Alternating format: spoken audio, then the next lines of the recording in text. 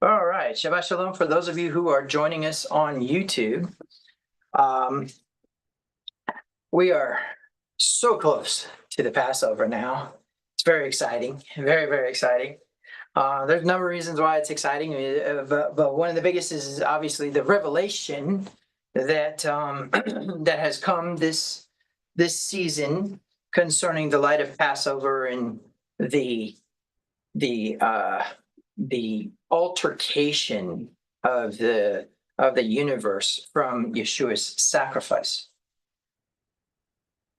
And when I say sacrifice, I mean what he gave up, not what he became, because people don't think about that correctly. Okay, so couple things. So we could start with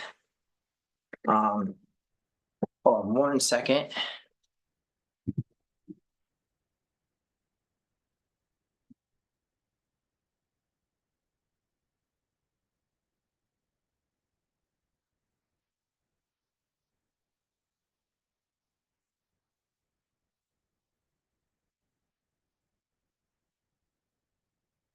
Okay, my camera was trying to display a menu.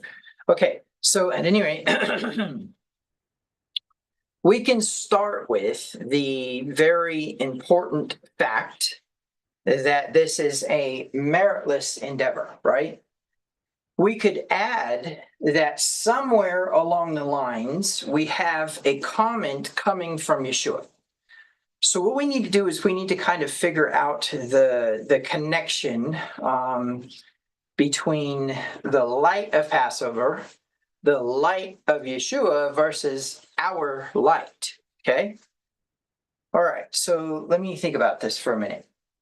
First of all, I think it's important to understand his light. Okay. So let's talk about that real quick. That is actually going to end up being in John chapter 1. So let's go to John chapter 1, verse 4.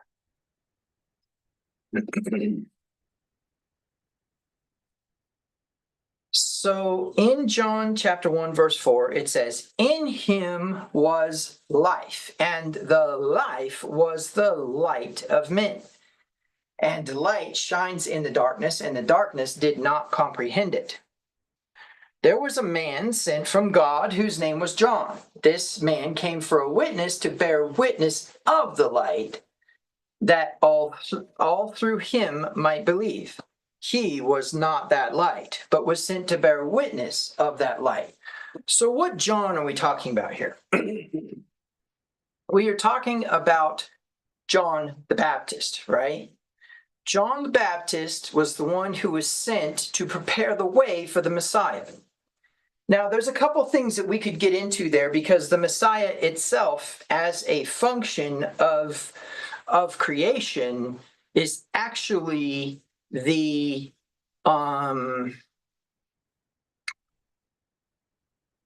order bringer. Okay, and the order bringer comes in the form of a instruction, an instruction from a higher being to a lower being, and the instruction from that higher being to that lower being is called a Torah in Hebrew, a Torah. When you give an instruction to a lesser, you are activating a Torah, or an instrument of authority. Okay? Now, an instrument of authority needs to be understood in the context of what is actually being done. If a higher authority gives instruction to an entity that cannot perform that instruction, then that higher authority is deviant in some manner. Let me make that clear, because Christianity teaches that we could never keep the law, and that if we broke one commandment, we broke them all. But they don't understand what James was saying there. But what's important to understand is that the core of Protestant theology, and I say Protestant because one of the things that Catholicism maintains is merit, and I think that's a very, very important element of reality. It's not complete merit. I'll explain that. So on the one side, we have a meritlessness. He made him who knew no sin to become sin for us, that we might become the righteousness of God. We cannot add nor take away from that because it was above our pay grade. Okay? It's above our it's above what we are expected to do as human beings. We are not expected to merit our position in Malchut HaShamayim, in the kingdom of heaven, which consequently, recall, seek ye first the kingdom of heaven and all of its righteousness, and all of these things shall be added to you. Well, how do you seek first the kingdom of heaven and all of its righteousness if you yourself are the righteousness of God without merit? You have that title without permission.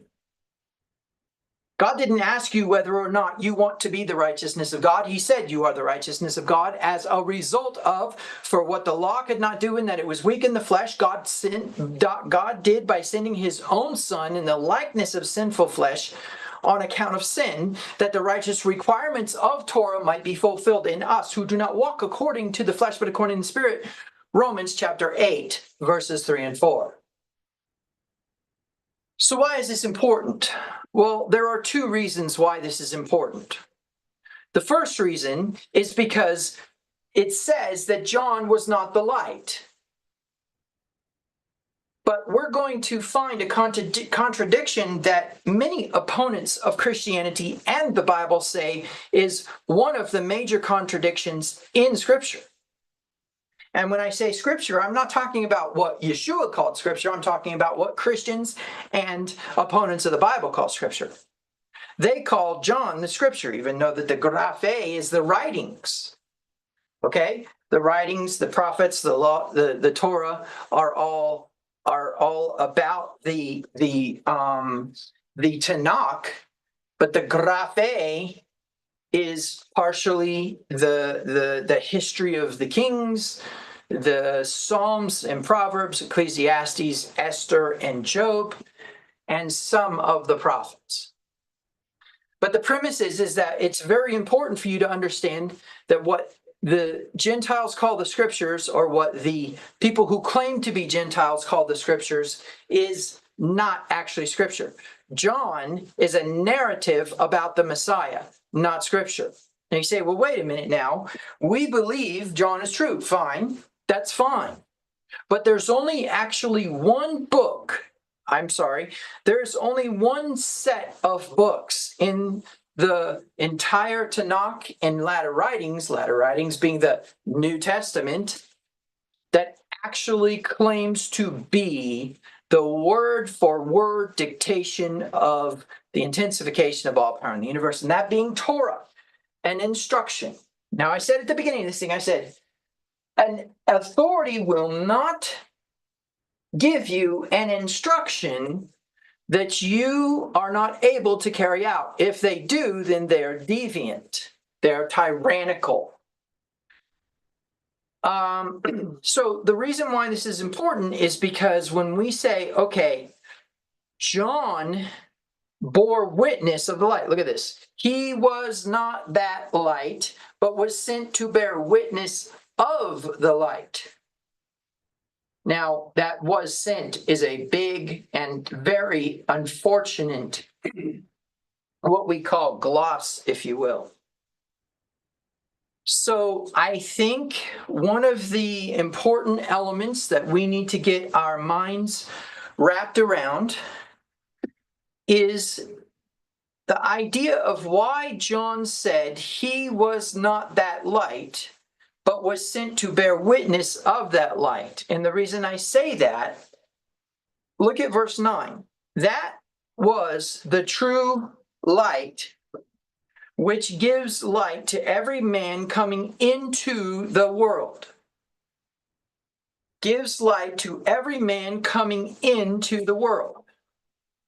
And of course, that light, that was the true light, which coming into the world gives light to every man.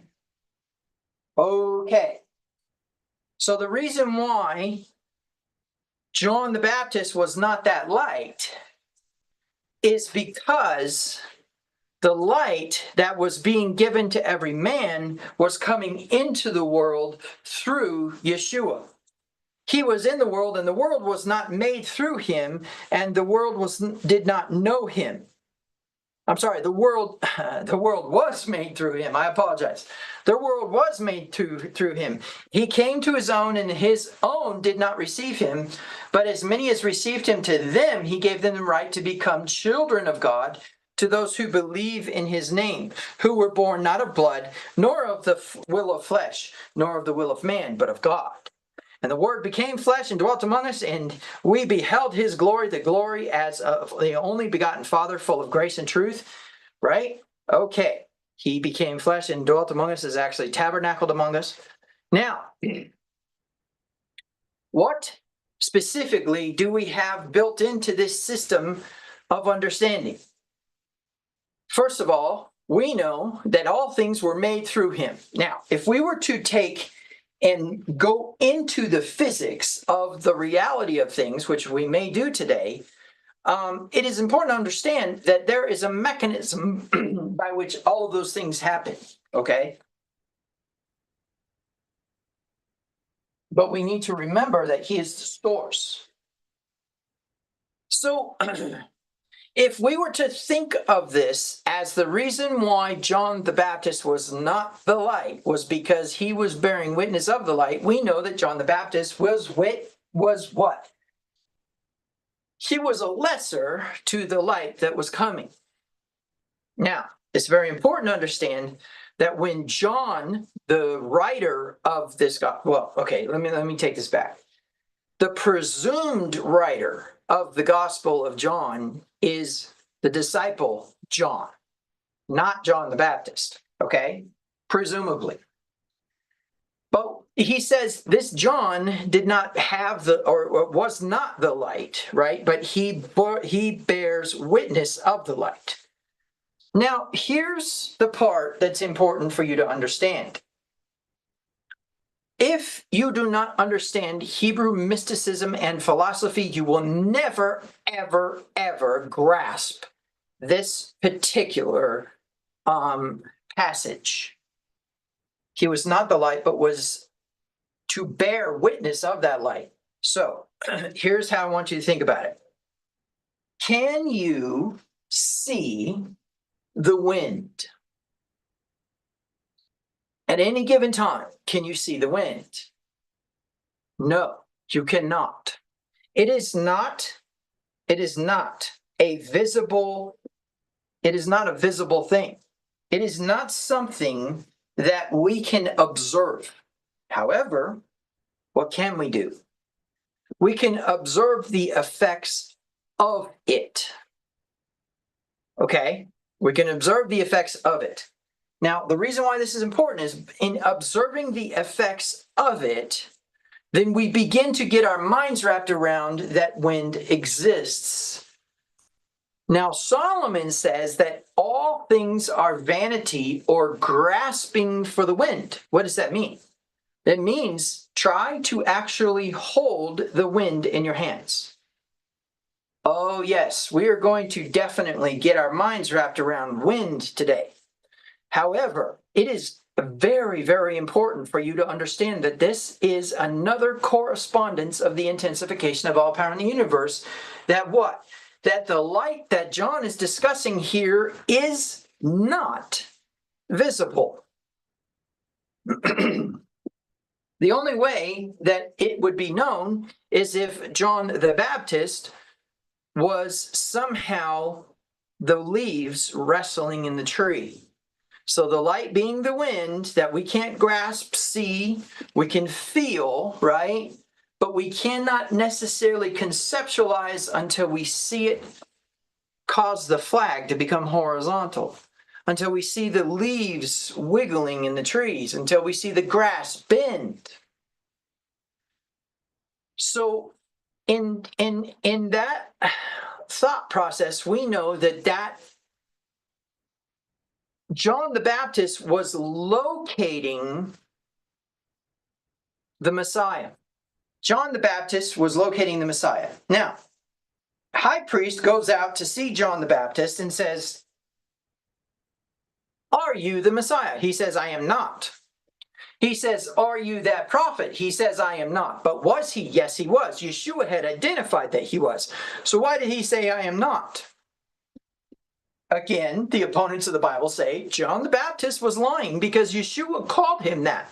So either Yeshua was lying or John the Baptist was. But either way, if there's a lie in the gospel, we have to let it go.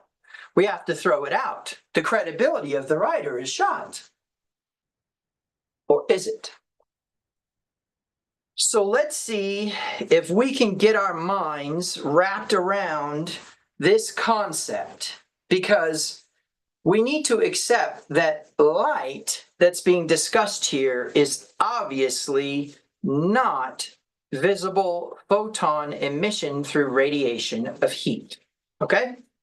As a result of resistance. Okay, so now let's go to the board and we'll start documenting some of our ideas here. Okay? All right, so first of all, let's talk about creation itself in terms of how it occurs, okay? So what do we know? We know that the original elements of creation, the earth, which I probably need to help you guys for a minute here thinking about this.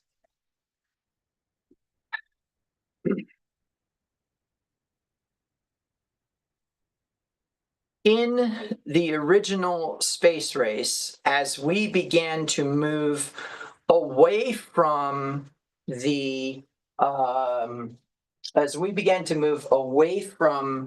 idea of staying on the ground, we had already had flight, rocket propulsion, etc. We had Newton and Einstein working on gravity, and all of a sudden we have escape velocity capability, and we decide to go where? Into space. Now, there are those opponents of what I'm saying who will say that that did not happen and that we do not have the ability to do that because there's something there to prevent us from doing that, and this is all I'm going to say.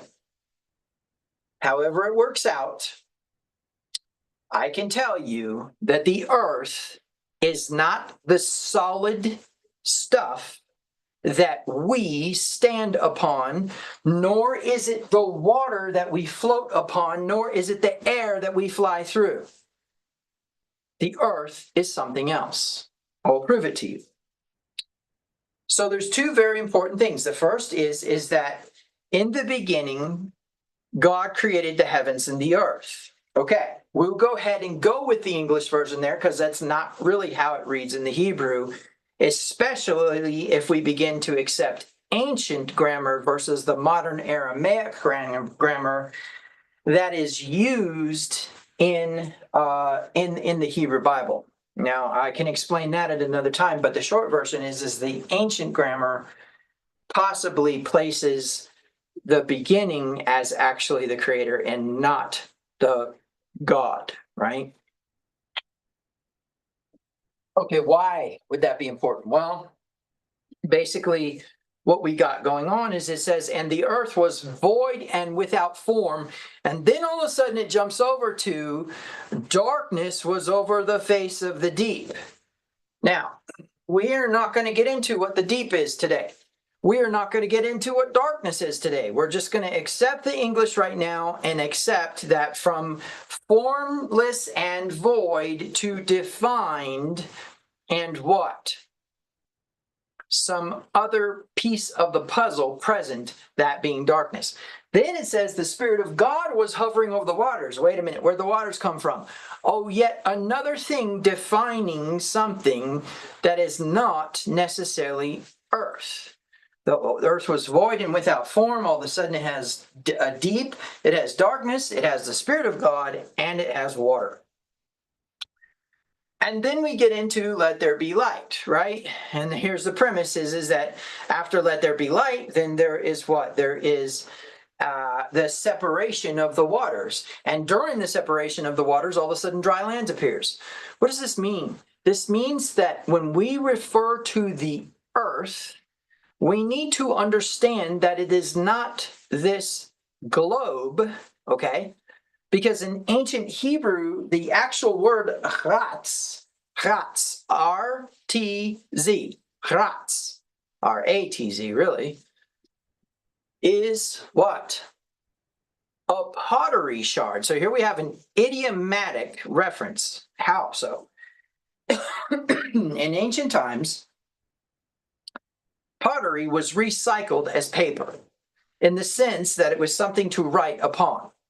And so there was certain uses of writing implements to write upon a piece of paper, which was actually pottery shards. But a chatz is actually a shattered pot. Achetz is that which is tread upon. How? Why? Because chatz is actually a dispatching of an agent to carry a message to another entity.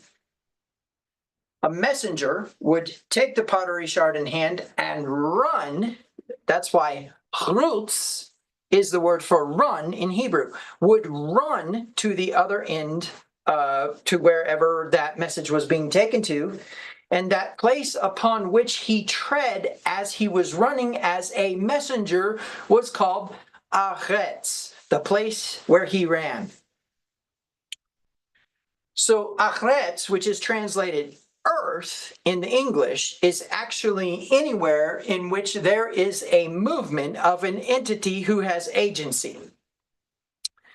Who was given agency over this earth? Let's talk about agency. If I am in a state of interest that I believe that I can trust a person enough to grant them the power to buy and sell and trade, dispense of, and accumulate private or real property on my behalf in my name as if it is me, they're known as my agent in fact. And I construct an instrument communicating, a Torah, communicating that they are my agent in fact. And they can go and they can buy and sell in my name, right? They can accumulate or they can dispense property, real or personal, in my name because of that power of attorney, okay?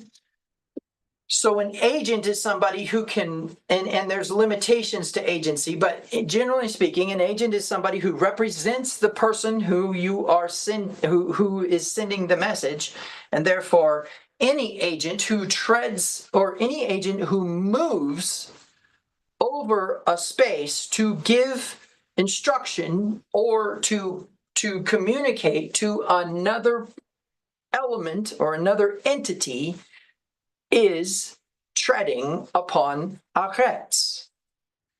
That is way different from earth, isn't it? Because now all of a sudden this could be by boat. Or all of a sudden this could potentially be by, say, space. Well, let's try space for a minute. Let's say that I'm the king of the entire earth, right? Okay, not Aretz, but earth. And now what I'm going to do is I'm going to send a messenger to the nearest star.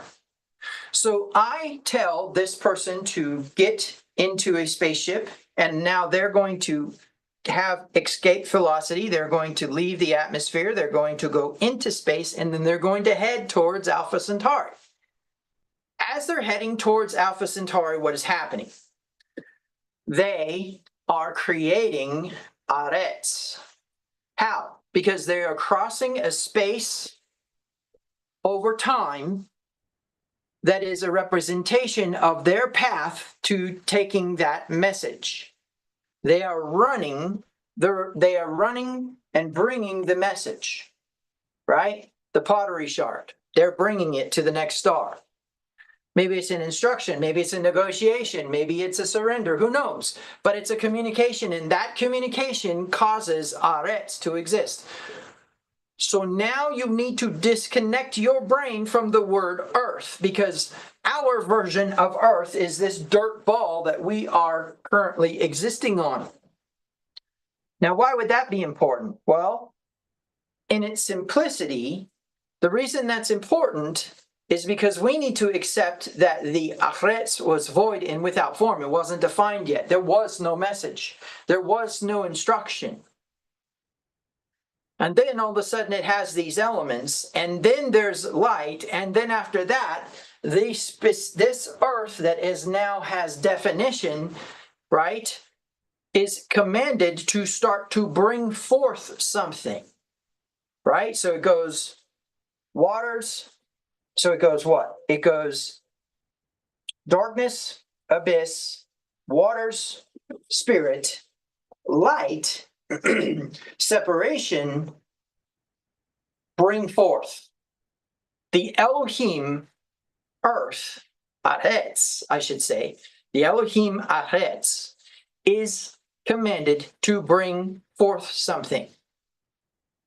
Now remember, a higher authority cannot give a lower agent instruction that it cannot complete. So in that context, the way that I want you to think about this is that the instruction has to be doable, or there's somehow that there has to be some enabling of it.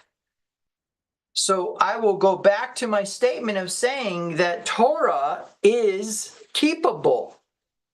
And those who teach that Torah was not able to be kept, therefore that we needed the Messiah in order to keep it, are not wrong, but they don't understand that that already existed as an ability or as a enabling. When Moshe is standing upon the earth saying, I call heaven and earth against you, I put before you blessing or a curse, life and death, choose life that you might live, right? Don't say that you cannot keep it because it is so far off and who will go get it for me, right? If it's in heaven, don't say that it is unattainable. Don't say that you can't do it. In fact, it even mentions the idea that it is something to do with the circumcision of your heart. That's another teaching for another time. Now, here's what we want to think about. When we are discussing the idea of light, we need to understand instruction. And when we are understanding instruction, then we also need to understand a greater and a lesser, okay? So let's see if we are ready this time for this. I'm going to try this one more time and see what happens where we go with this. Okay, so the first thing that we need to do is we need to establish some groundwork. And let's say that one of the things that we need to do with that groundwork is we need to, let's start with just a single point of light, okay? There's our single point of light. Now, what I want you to think about is that this is actually the intensification of all power in the universe, this singular dot right here. And what I'm going to do is I'm going to illustrate movement by making an arrow. So what do we know about this? The shortest distance between 2 points is a straight line. In fact, let me go ahead and get this other color for this point. The shortest distance between 2 points is a straight line. So we expect that the straight line, and if you haven't caught on by now, when I'm saying straight line, I am talking about Torah, as it were, and I'll explain that in a minute. But the shortest distance between 2 points is a straight line. Well, let's accept then this discussion about this is what?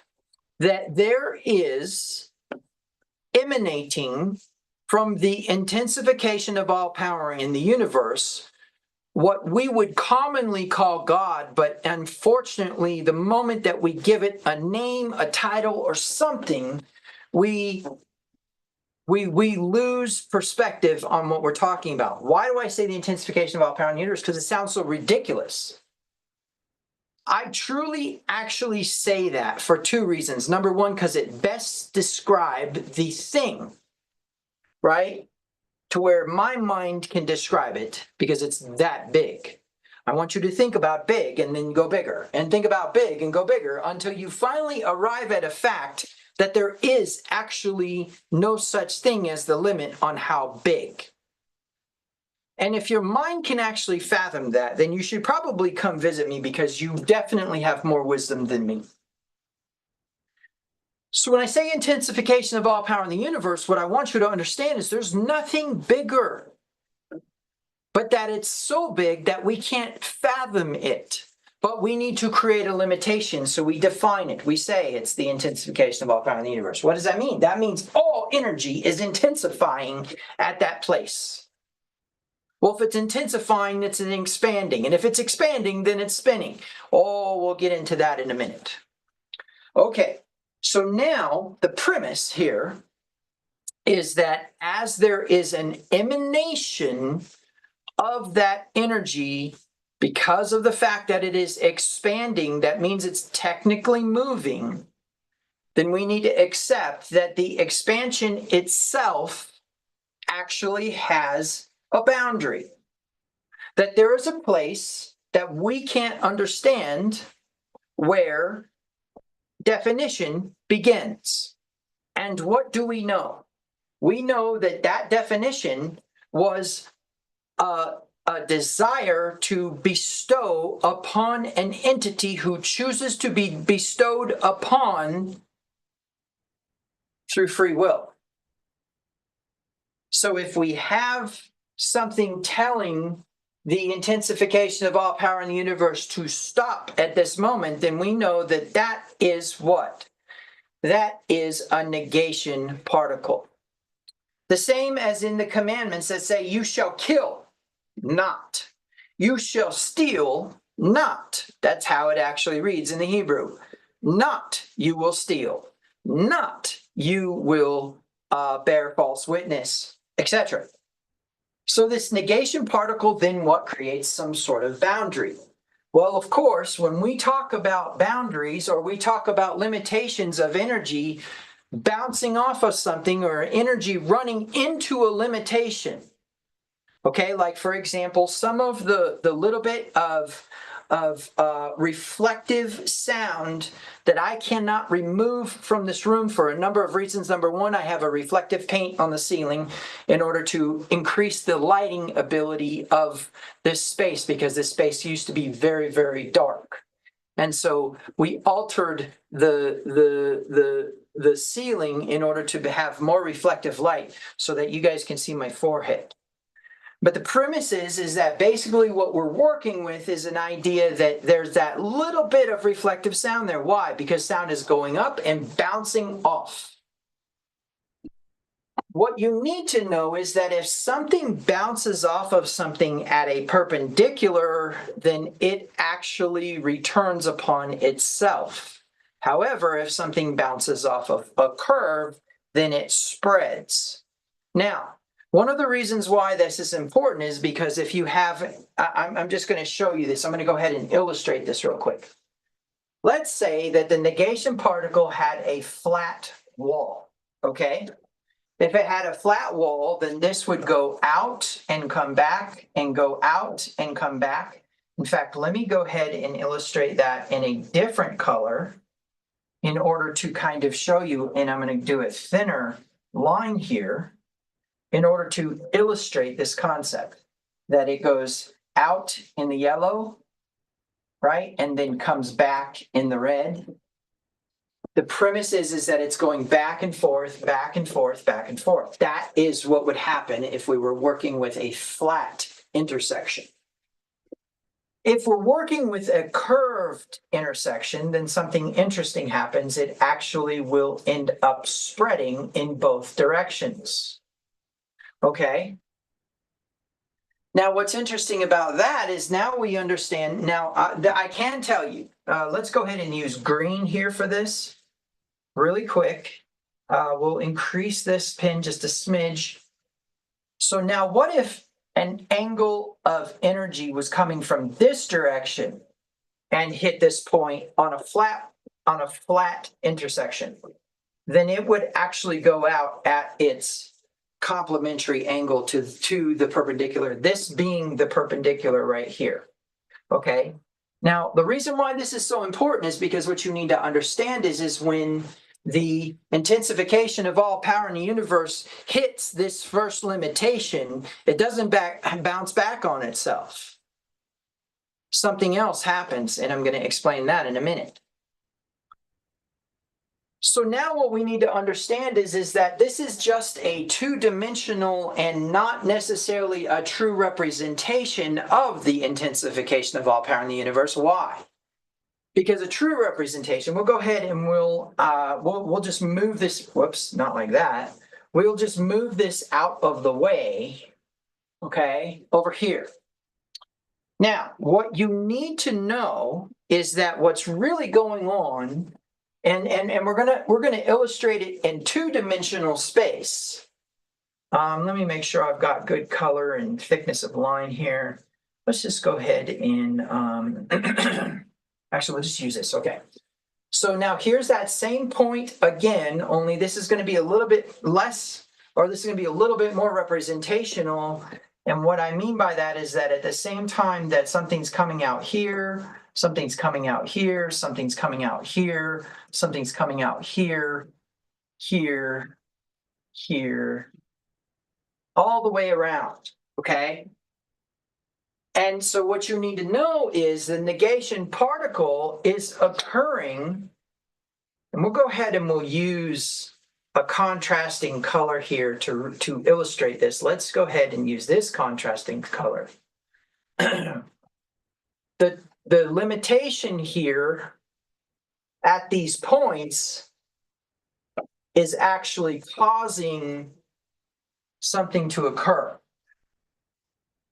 That something is actually this,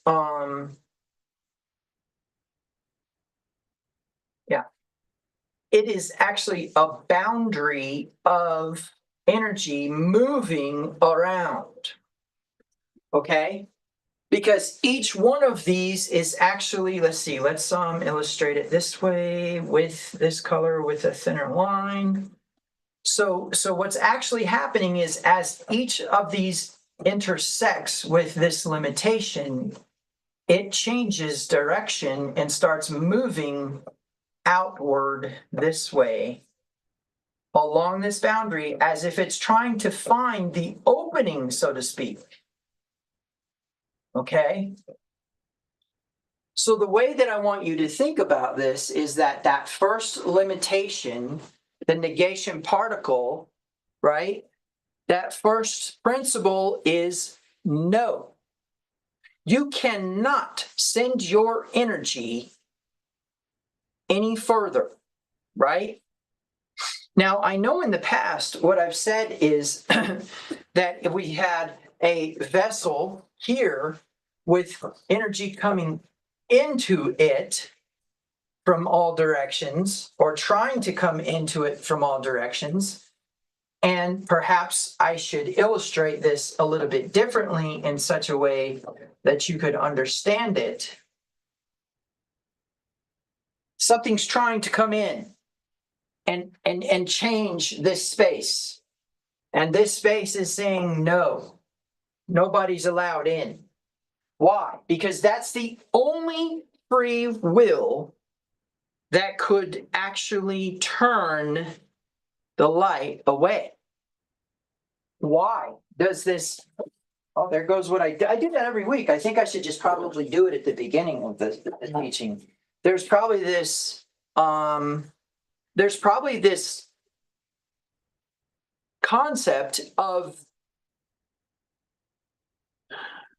energy coming into the entity and the entity saying no, and the reason why that is that way is because anything other than that is going to allow the energy in. So in a weird sort of way, The first act of this Elohim, this first principle Elohim, which we'll talk about its title and definition in a minute, but this first act of this Elohim is absolutely resistant, because if any light is allowed in, then there isn't actually free will. It has to choose not to receive first.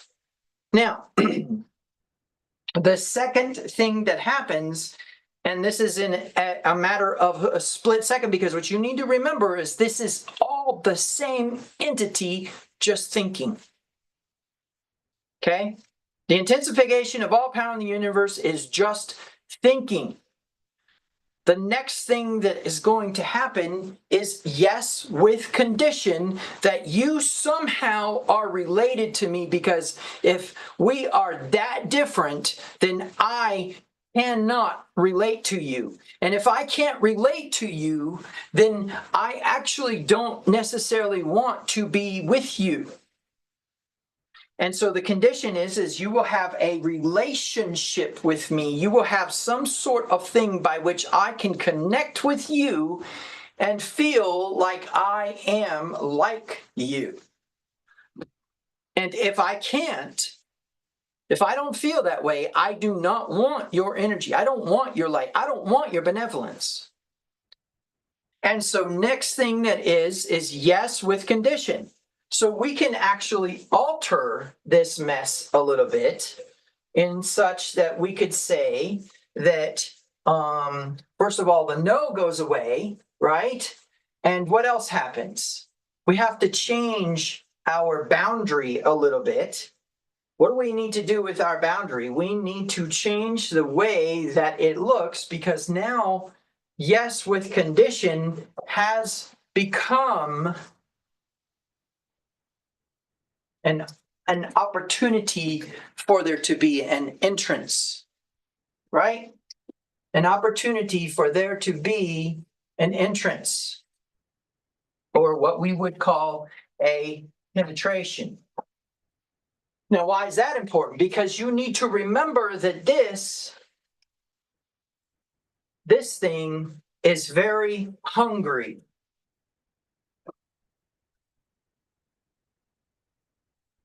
Let me switch that over so you can see it really quick.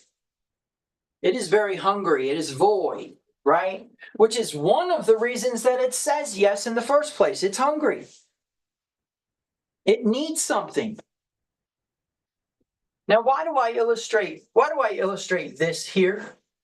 Because I want you to remember the law or the power behind correspondence. We have a human female who has an egg who can only become something else. Creation can only occur as it allows a singular spark of light to initiate a new creation, right?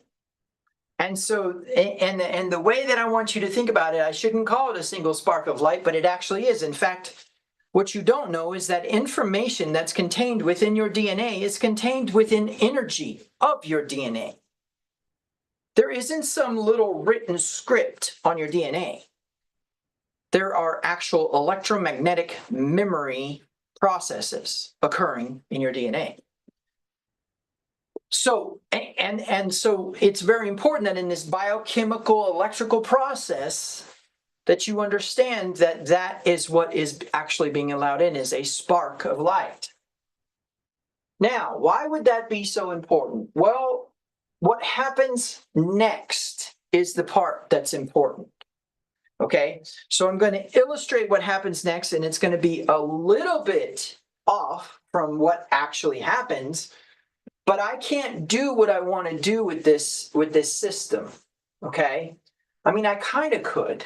Actually, come to think of it, I kind of could, because I have the ability to zoom. Okay, so then that's what I'm going to do. I'm going to go ahead and we're going to get rid of this. Okay. We'll go ahead and highlight this, and let's see if I can get away with this. Yes, I can. I can absolutely get away with this. So we're going to focus on one single point. So one of the things that we actually have experienced in this entire thing, in this entire illustration, is this concept of this particular um, this particular uh, uh, void, right, is actually a boundary. Okay, we need a little bit thicker pen here. Is actually a boundary, right? Preventing the light. And what's happening? The light is at some sort of angle of reflection. And that angle of reflection is actually causing the light, which we will illustrate with the other pin, causing the light to travel away from that boundary, which causes this Elohim. Okay, let's do that in a different color, which causes this Elohim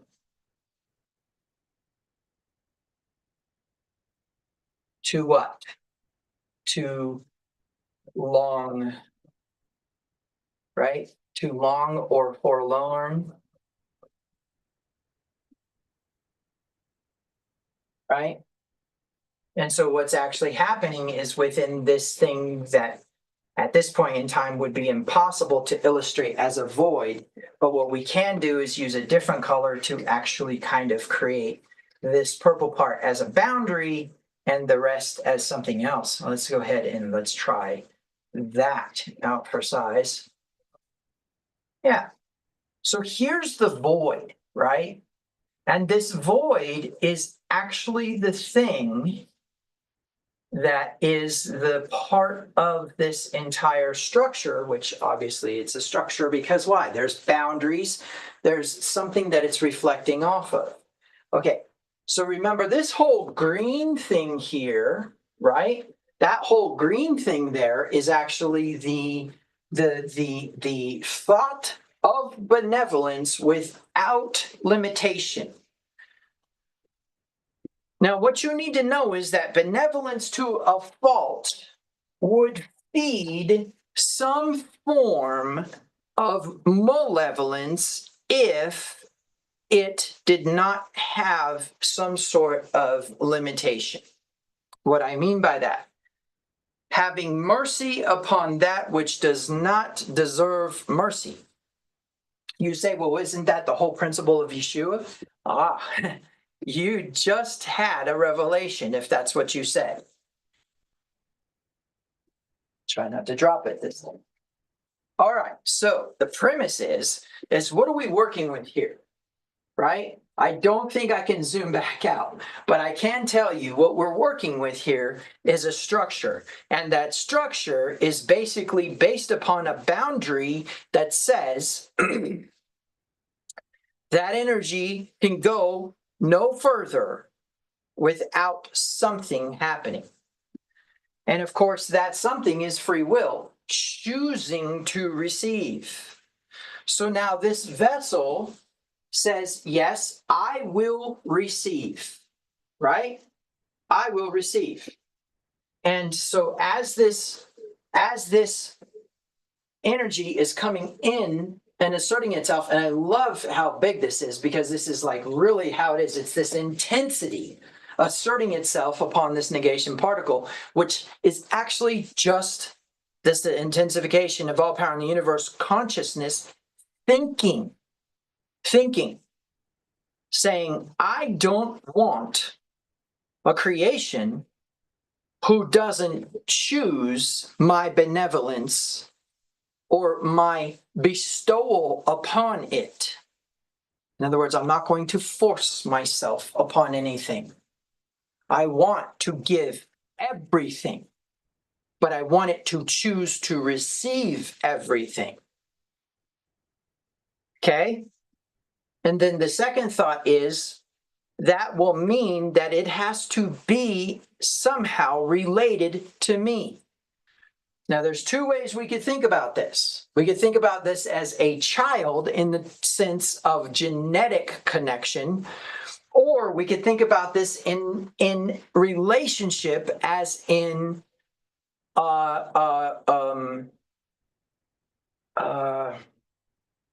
conditional regard. And so we say, I like something, which means what? There's a condition on whether or not it is worthy of you. I like the color red. Well, then that means that red is actually worthy of you. Now, the reason why this is so important is because now what we have going on, so we have this energy coming in, right? It hits this void, and this void says, nope. And then it says, yep. In this split-second thought, it says, yep, I actually think as long as there is a relational connection between myself and myself, that there will actually be a relationship. And therefore, there will be a desire to receive from me because there's trust. So what's interesting is yes with condition now becomes, I will allow a little bit.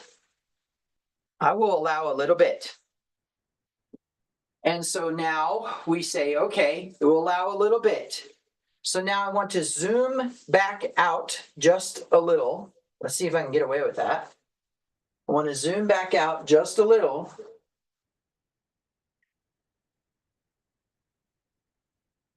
In order to create the next thing. Now, it looks like I'm going to have to do some modifications here, but that's okay. So we'll get rid of this Elohim, long for, the forlornment that causes it to, yes, actually want it, right? But now what's interesting is it's yes with conditions. So the divine consent, as it were, accepts a spark, a seed of light, accepts a seed of light, okay? Just a singular, oops, wrong pen. And plus, let's go to the board. Okay, a singular seed of light. Now, what's interesting is that seed of light instantly begins to assert benevolence upon the vessel of reception, right? Correspondence here. Human intimacy at its finest, right? The seed of light begins to assert life upon that space. Does it accomplish it? That depends, right? That depends on a few factors. But the short version is there is only one direction that seed is moving. And that seed is moving towards the potential that will eventually become the energy of life. Okay? All right. So now what we need to realize is that this is an Elohim, and it is like the intensification of all power in the universe. So it has one characteristic element within it. And that characteristic element within it is that it wants to do something. What does it want to do? It wants to do the same thing. Now, can it go this direction? Nope, it can't. Why? Because it's a lesser. It cannot give to the greater unless it is a greater, and that's a very different concept. That's a very different discussion. But what we can do is say that at the very least, then there is what? The same principle occurring all over again, which means what? There needs to be another negation particle. Okay? There needs to be another void. There needs to be another interception. Why? Because this is now acting the same. It's sending out that benevolence to everything. Now, here's the important one. Is it the intensification of all power in the universe? Is it the thing that origined here and did this everywhere? Is it? No, it is not. And this particular piece of energy is now feeding this void. And this void is now feeding this void. And here's the crazy part. All this is thought. All this is information. Because now there's a realization of something. And what's that realization? I can receive and I can give. And so, of course, what's this one going to do? Let's go to the board, or let's go to the board here. Okay, what's this one going to do? Now that there is a seed, and then all of a sudden there's an expansion, and then that expansion becomes what? That expansion becomes something that needs what? A limitation. Now, the way that I want you to think about this is that that limitation then becomes more and more and more and more of an instruction. So what was originally no and then yes with condition, and who received that instruction yes with condition? You need to understand the first principle said no. The second principle said yes with condition, and who was that instruction given to? The intensification of all power in the universe that says, okay, yep, then I will just put a seed within you, and it will expand just the way I expand. And as it expands, then now I actually become that expansion within you. But then the Elohim who receives and begins to expand starts acting like the intensification of all power in the universe. And so what I want you to see is something very interesting is occurring. You don't realize this, but with every connection to back to, and let's see, let's put this in this color right here.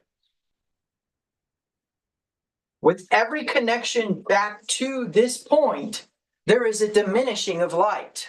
Why? Because this boundary doesn't get to have these points. So there's, say, a third being reduced. And then what? Again, this happens. And so now this one doesn't get to have any of this stuff except these, and then it's diminished again and again because it is all being derived from this point. Remember the concept where Yeshua says to Judas is freaking out because this lady comes in and anoints him with spikenard, and Judas has this sense of community that causes him to believe that something that is private property necessarily needs to be distributed equally. Now, don't get me wrong, because that philosophy did carry over into the book of Acts, and specifically in Acts chapter 5, where people brought all the property they had, put it at the disciples' feet, and the disciples distributed it equally so that nobody had a need of anything, which is the abundance mentality at its finest. You see, what people would think is actually communism is actually capitalism in its equality operation. Anyways, why? Because private property was brought and distributed. That's important. Private property needed to be amassed. Wealth needed to be amassed first, which technically would be a tax system. Okay. So the reason why this is important is because when we're talking about equal distribution of light, we need to understand at every point it's diminished more and more and more. But what happens when we get to the point where there is no more void? Where do we get to the point where there is no more void? We get to the point where there's no more void when there is no more ability to contract. Because this was a contraction. This beginning was a contraction. It was a reducing of self in order to have something exist. And that existence was a feminine principle that began with no, not without my consent. And then yes, with conditions. And then the third thing is the expansion, where seed is planted and grows, right? Seed is planted and grows. But then the next thing is birth. Whoops, that's not the right thing to be drawn with there. Don't draw with an eraser, it doesn't work. Okay, so the next thing to happen is something is birth. Oh, if you could get the concept of this when it came to sin, because the same energy is being applied. It's just a very, very different way of doing it. Okay. So the premise is now there is this reduction until there is not an ability to contract anymore. Why? Because there is no more light available. Now this concept in Kabbalah is called the Tzimtzum. I'll spell it for you.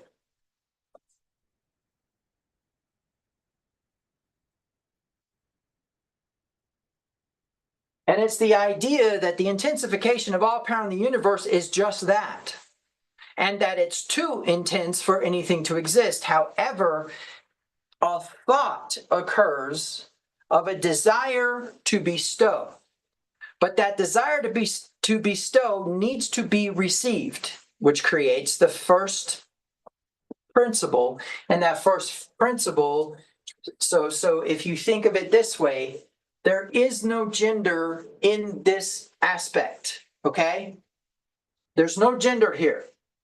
But the moment that there's a negation particle right here,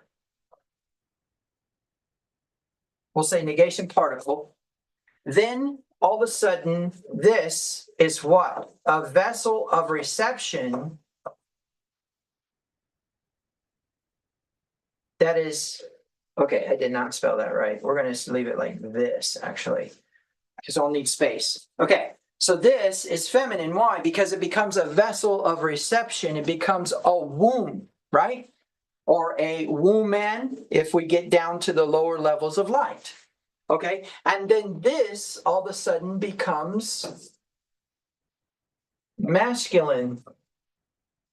So we have masculine and feminine principles. Then the feminine principle begins to act like the masculine principle by distributing the desire to bestow. How? Not in the sense of there being a ray of something being sent in a specific direction, but instead an expanding of the womb, an expanding of the belly, right? And so as there's an expansion outward and it begins to occupy more space, there's a point in time where it begins to what? Have the same actions and act the same or be like God.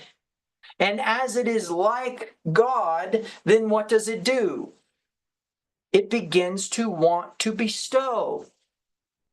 The closer it comes to being like this expansion, the more it's going to desire to bestow or be benevolent. Ooh, I hope you guys are catching this. I hope this isn't going over your head. I hope you realize what I'm talking about here. That there is actually a concept that the more you are like your creator, the more benevolent you're going to become. And the more benevolent you become, the more that you want to pour out. And the more that you want to pour out, the more you will figure out that the only way to do that is to get under somebody. And we're going to get back to that. Okay, so now here is the part that's important. Generally speaking, we are talking about light here. Because it goes from an infinite nothingness to a thought of a desire to bestow, and that bestowal is light. Are we talking about photon emission? No, we're not talking about photon emission. We are not talking about an LED heating up and emitting a photon, and therefore you actually experience a radiation on your rods and cones in your eyeballs. We're not talking about that. We're talking about a benevolent energy. All energy is actually, listen, everything in the universe, seen or unseen, bears witness of its creator.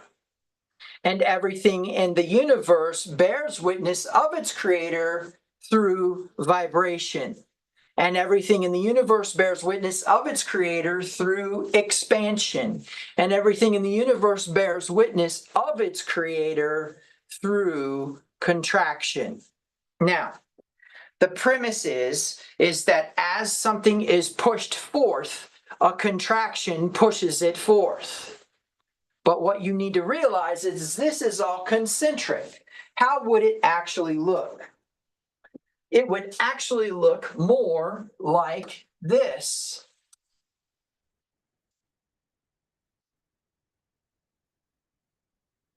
So what's interesting about that is if we go ahead and we move this idea into a concept that you could think of in terms of the life of a thought. Really quick, I want you to think about a red balloon. So now the premise is that as we work through this, you see this expansion, you understand this whole idea of expansion in terms of it just getting wider and wider and wider and wider, never ever encountering a limitation until it decides that it wants to bestow, and in that split second it decides, in that split second, the thing that is supposed to receive says no, stops the energy right where it's at. You stop right there. You can't come any further, which is a limitation. But what's interesting is what is that limitation? It's a Torah. It's an instruction to the intensification of all power in the universe. You can go no further. It's free will. But then there's a willingness to allow the intensification of all power in the universe to give a little bitty bit on the condition that there be some likeness. Now, its expectation is that maybe it will be like it in both magnitude, but that's not what happens, is it? What happens is it is actually like it in characteristic. How so? It expands just like its father, right? It expands just like its father, which means it's a masculine principle in that moment. But it had to receive first, which was a feminine principle, which means what? There is a reversal there. But what's interesting is once it actually starts to pour into that next entity, what's happening? There is actually, how many people forgot about the red balloon? You see, I just created the life and death of a thought in about 2 seconds. How many of you forgot about the red balloon? You see, I created a thought, I destroyed a thought. And in that moment of that thought, a lot happened, right? I gave you the red balloon, and then all of a sudden I started talking again about this teaching. And then now all of a sudden I'm bringing the red balloon back. Why? Because it's the same principle. This is expanding outward, creates the void, right? Saying, I cannot just keep expanding. The concept of just keeping expanding actually starts to lean in the direction of malevolence. Why? Because if you don't give or have the desire to give, you just keep receiving and expanding. You're just what? You're fattening, you're growing, but not ever emptying. Right? And so does it keep being benevolence? No. Right? There's a point in time where the benevolence ceases, and I'm about to illustrate that in a minute. But the premise is that all of the other areas where there is a vessel of reception, which you need to picture is everywhere in the universe all at once, now has contracted. And so the speed of thought, or the thought itself, is coming down the line to this point. And then what? The thought itself is going darker and darker and darker and darker and darker as it has a diminishing of light, a reducing of light. And then what? What happens after that? Then there is a returning back to. However, can it ever attain to 100% expansion? No, it cannot. Why? Because then it just ceases to exist again, which is not the will of the Father. The will of the Father is to what? Bestow. And bestowal needs to be granted to an entity who can choose it. Who can choose it? Who can choose it? Oh, I can't choose it. Why? Because there's no more light available. The diminishing occurred. And so what you need to realize is that at that last seam,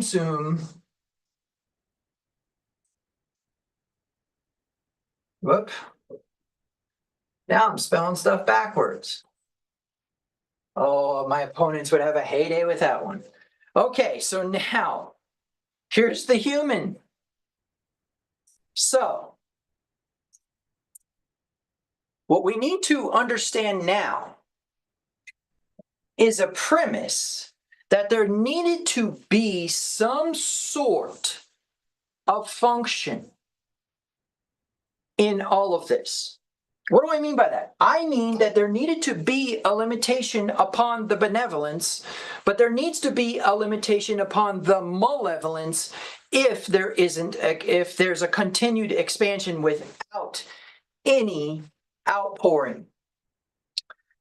Well, it's interesting because what happened is in this entire thought here, to the extent that I actually want to do another page here and illustrate this as what it really, really is. I love my circle. They look like ovals, which is fine, but the premise is still the same. Okay. And now what we need to realize is this is happening at the speed of thought. How fast did I create that red balloon in your mind? That was a thought. Now, granted, it was an inception, and that's a whole nother story. But the premise is that what I did there is I created a thought and I killed a thought in a split second so that I could show you how quickly this actually has occurred. Because what you need to accept is that if that last contraction is humanity, if that last contraction is humanity, then you need to accept that that last contraction is actually the last vessel to receive light.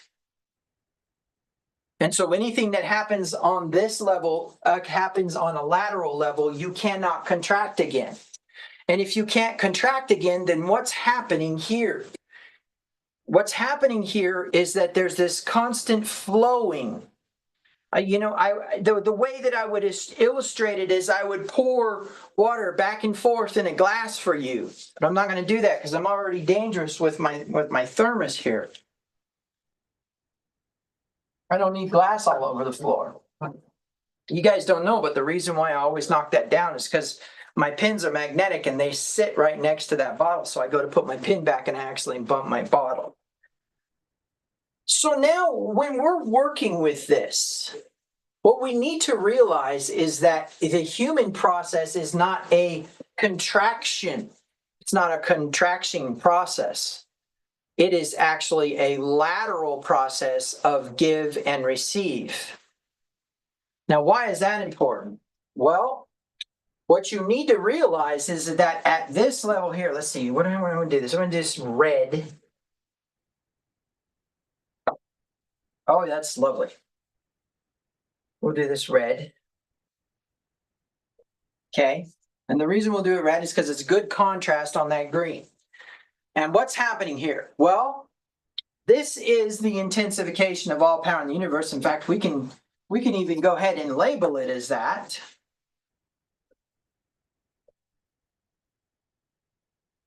Intensification of all power in the universe. How about that? There we go. IPU, intensification of all power in the universe. That is the first concept, the first primordial intelligence thinking about the desire to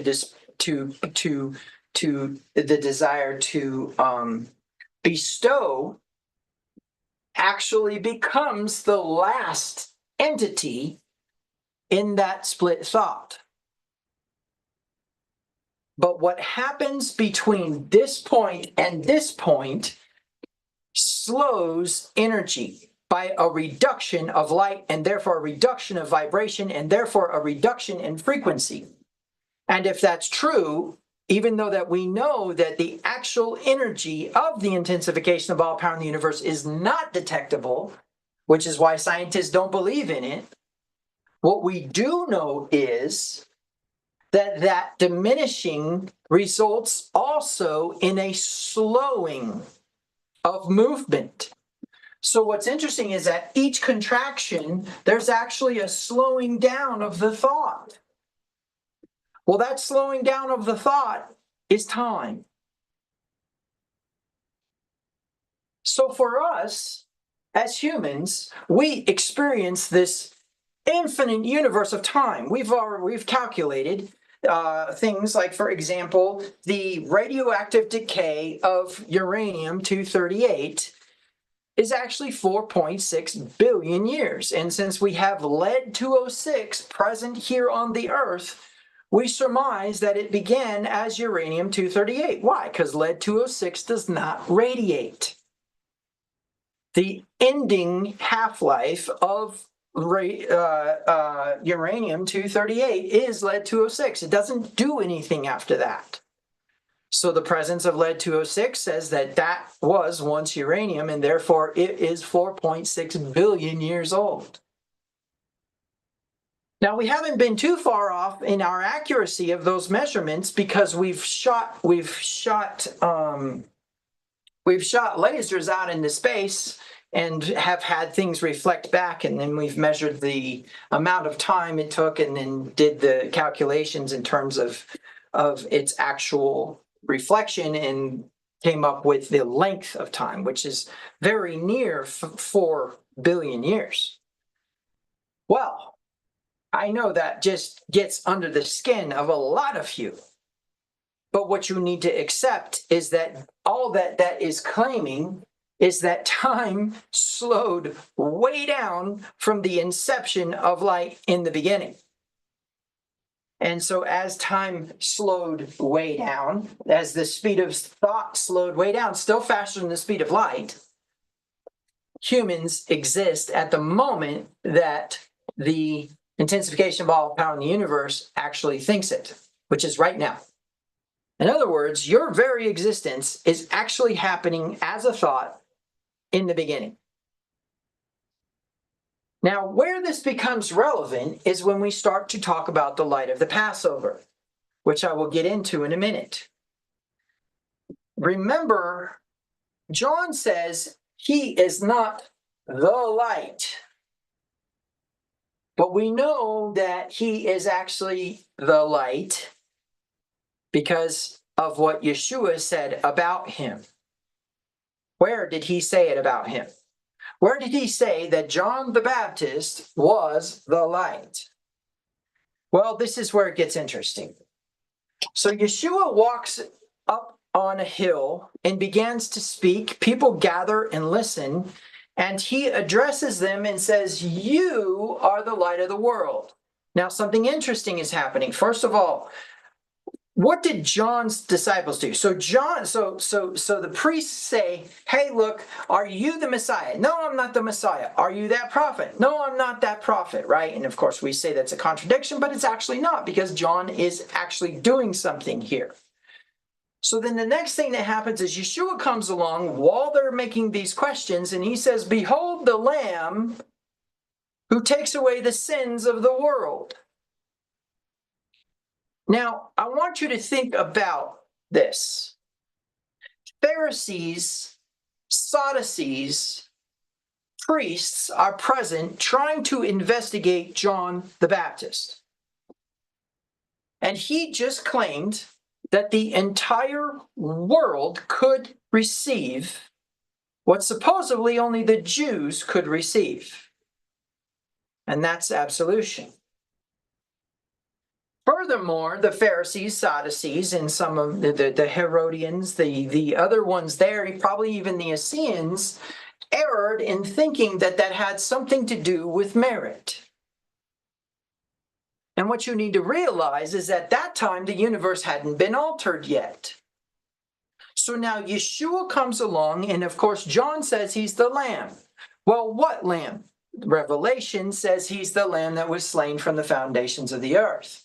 Now, here's the intrigue. We don't know who John the Revelator is. Maybe John the Baptist is the one who wrote it. I don't know. But what I can tell you is that the Lamb being slain from the foundations of the earth means his light went out, the Messiah's light went out in all directions, affecting the timeline. Because the intensification of all power in the universe needed a solution for the malevolence. The light needed to flow somewhere, right? Because some of these malevolent beings were not creating Elohim. They were not contracting. Because if you think about this, what are you giving up? Look at this illustration. What is this thing giving up? 3 parts of itself. 1/3 of itself. Okay? So, the premise then that we need to realize is that that action or that choice was actually just a thought. And so what you need to think about is the malevolent beings who do not contract and create an Elohim then become what? Light suckers. They become these things that just absorb light. But what's interesting, and I'm about to show you this, is that that doesn't last forever. So let's talk a minute about another correspondence.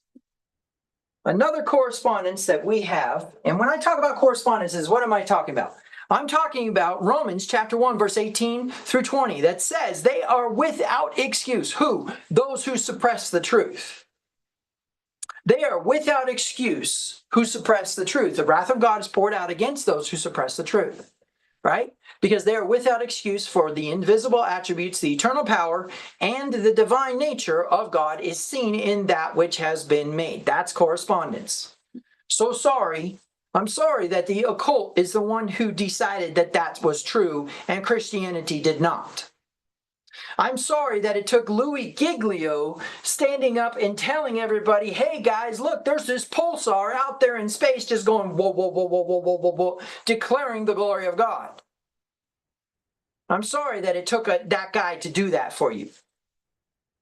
And if you haven't seen those videos, they're amazing. That's the Indescribable series. But the premise that I really want you to get your head wrapped around is the concept that what you see in front of you is actually telling you what is actually in existence above you. So let's look at another correspondence. This is trajectory, okay? So if I have a cannon here, there we go, it's on its way, and let's put a little stand here. Right, and it fires, I'm going to do different colors here. So depending on its angle, when it's firing, wrong one. Depending on its angle when it's firing is how it actually will, what the result is actually going to be. I did it again.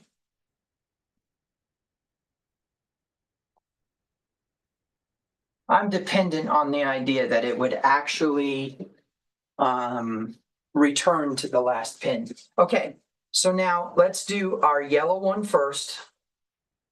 So we fire a cannonball this direction. Then we take and we fire a cannonball this direction. Then we take and we fire a cannonball this, I'm sorry, not direction, but angle. Okay. So what's interesting is there's this downward force, which we are not going to mistakenly call gravity, but there's this downward force occurring in such a way that as it's occurring, the ball itself is going to fall. Okay. And depending on the angle of that, or what we call the trajectory, the firing that ball will result in its location as a result of this downward force. Okay. Now, the premise is that when we are working with this thought process, the way that I want you to think about it is, as it's traveling here, it can, once its angle is too much, okay, let's do a different color. In fact, I'm just going to draw this with my finger.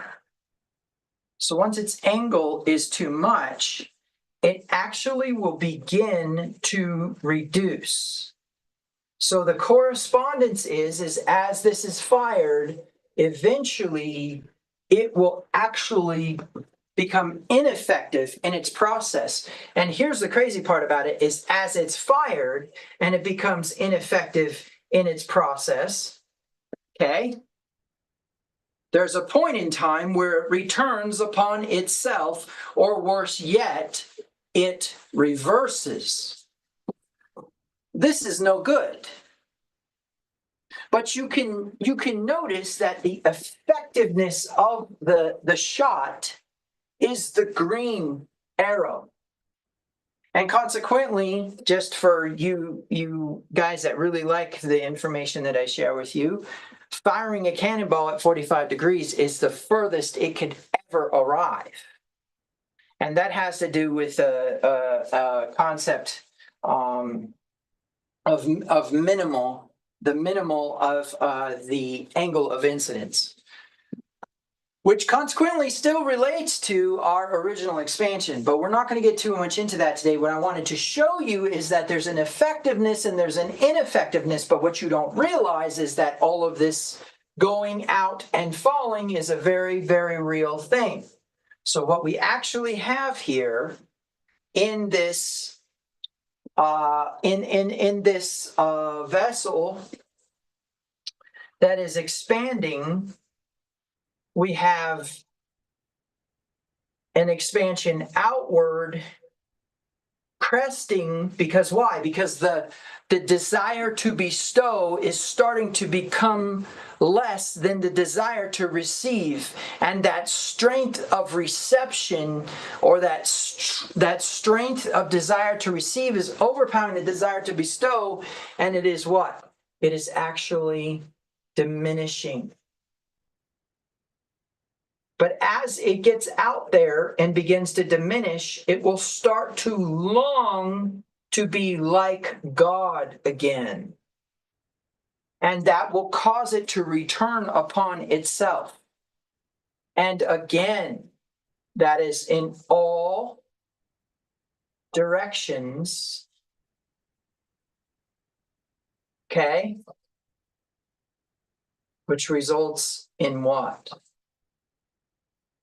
What is this shape that I am drawing right here? It's a donut, right? It's a toroid, right? It's concept of this right here. So as it goes out, there's a point where it returns on itself because it cannot maintain the desire to bestow and just continually receive. This is the concept of malevolence that goes unchecked. In other words, it'll burn itself out. But what's crazy about it is it will eventually want to return back to what?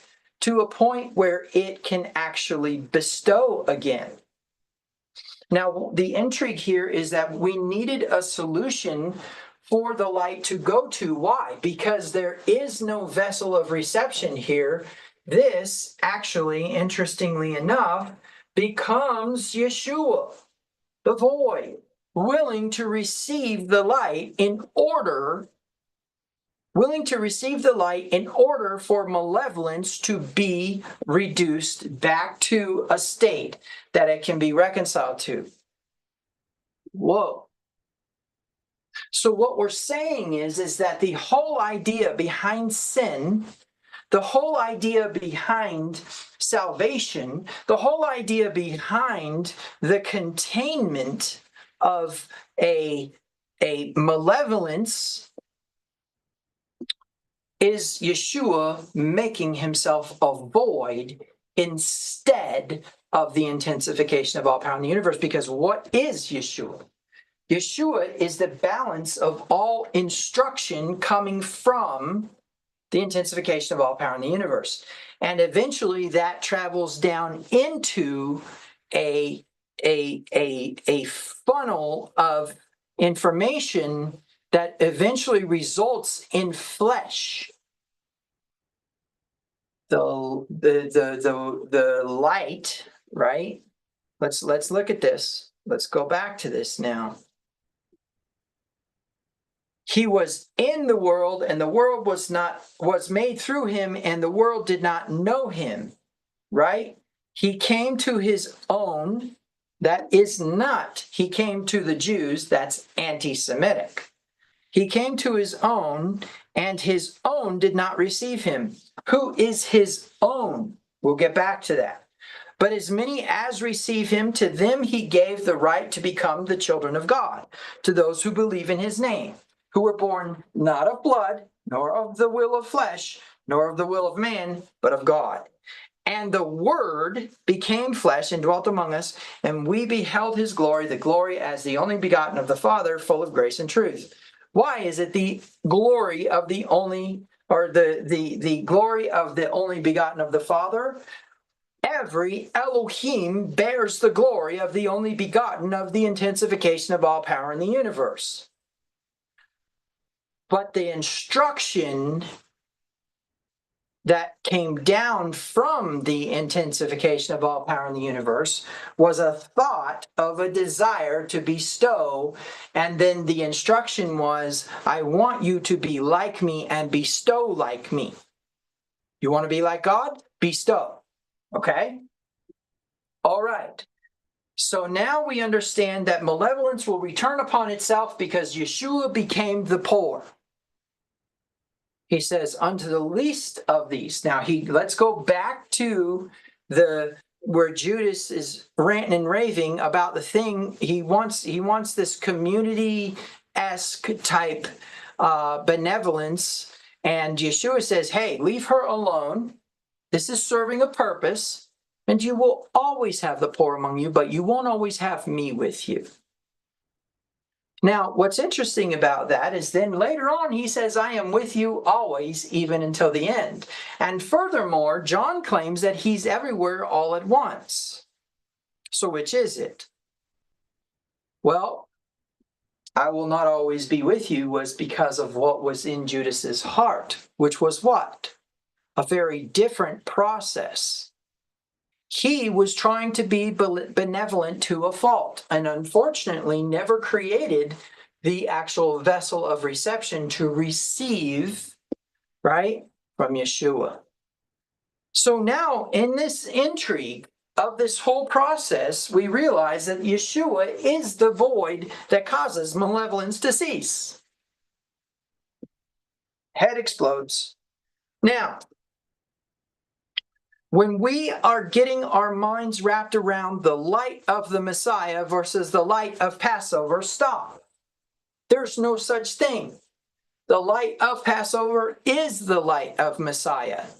Because the lamb slain from the foundations of the earth is actually what gave Israel the merit to be delivered from idolatry in the first place, what gave Israel the merit to be delivered from idolatry from Midian in the book of Judges. So now we can deductively conclude that Israel was involved in idolatry sufficient enough that they were actually possessed by Mitzrayim, by Egypt, which consequently in the ancient tongue means limitations. They were possessed by limitations. Egypt means to bind and close in tightly. Mitzrayim does. Egypt is Arabic, I believe. But the premises are, or maybe it's not Arabic. Maybe it's Ethiopian. I don't know. Anyways, the point being is that the word Egypt that we say Egyptians is because of the archaeology that we think we have related to what was actually happening in those times. But archaeologists have actually claimed that Moses didn't exist and that the Israelites didn't exist and that there was never any Hebrew slavery. And of course, we know that that's inaccurate. However, it is very important for you to get your mind wrapped around the idea that he then tells John the Baptist through the disciples of John. Because remember, John says, behold, the lamb is slain from the foundations, or I'm sorry, the lamb who takes away the sins of the world. And of course, then he says, go follow him. He tells his disciples, go follow him. So they go follow him, Philip and Andrew. And of course, Philip and Andrew come to Peter and say, hey, I think we found the Messiah. Meaning what? They acknowledge the Messiah. But he goes up on a hill and he declares to anybody, not his disciples, anybody, that they are actually the light of the world. Because of what? Because of this concept right here. Humans, right? The last contraction. Now, the reason why this is important is because then what we need to do is we need to get our minds wrapped around the idea that the only light that actually exists in our reality is us. Now, the reason why that's important is because when we get into the light of Passover, there's something really interesting going on. So, what you guys don't realize from this illustration here is that this is actually three-dimensional. Okay? This is not two-dimensional. It doesn't work this way. It goes out in every direction always.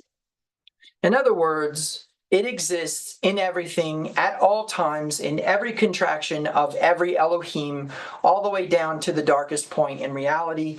And then, of course, there's an ascension of light back to, returning back to the point of thought to begin with. In other words, it says, okay, yep, that's as far as I can go. That's the limitation that occurs. And so in that moment, it thinks to itself, yep, that's what I need. Oh, wait, I see here also there's this malevolence. I need to create a void for that light to dump into, because otherwise it's just going to expand forever. And eventually it would become more of a consumer than a bestower. And it would actually what? It would become an opposition to me. And therefore I'm going to shut that down.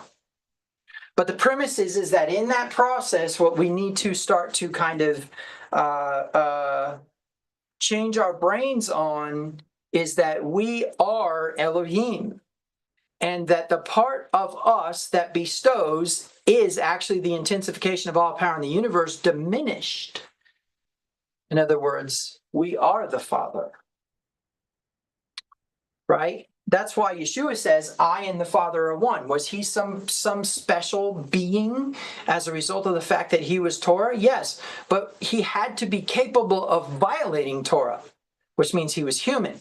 And furthermore, in another place, he says, greater things than this will you do. I'm sorry to burst your bubble, but you are just as capable of these things as Yeshua was, and you are just as capable of knowing it because you've already been given all the instruction. What I'm sharing with you is not new. It is not discovered. It is actually right there in front of you in your book. But you can't get your mind wrapped around the idea that you are actually equal with God because he made it that way. Remember what I said, that first principle, that first feminine principle says no, right? That's an instruction. That's a Torah. In fact, it's the first Torah. And what's the second Torah? Yes, with condition. That's also a commandment. An instruction to whom? The intensification of all power in the universe? Kind of. More like an instruction to the masculine principle of the intensification of all power in the universe. Why? Because he also became the poor. He also became the poor. he also became that which needs something. So he became the void, and he became the intensification of all power in the universe, pouring upon the void.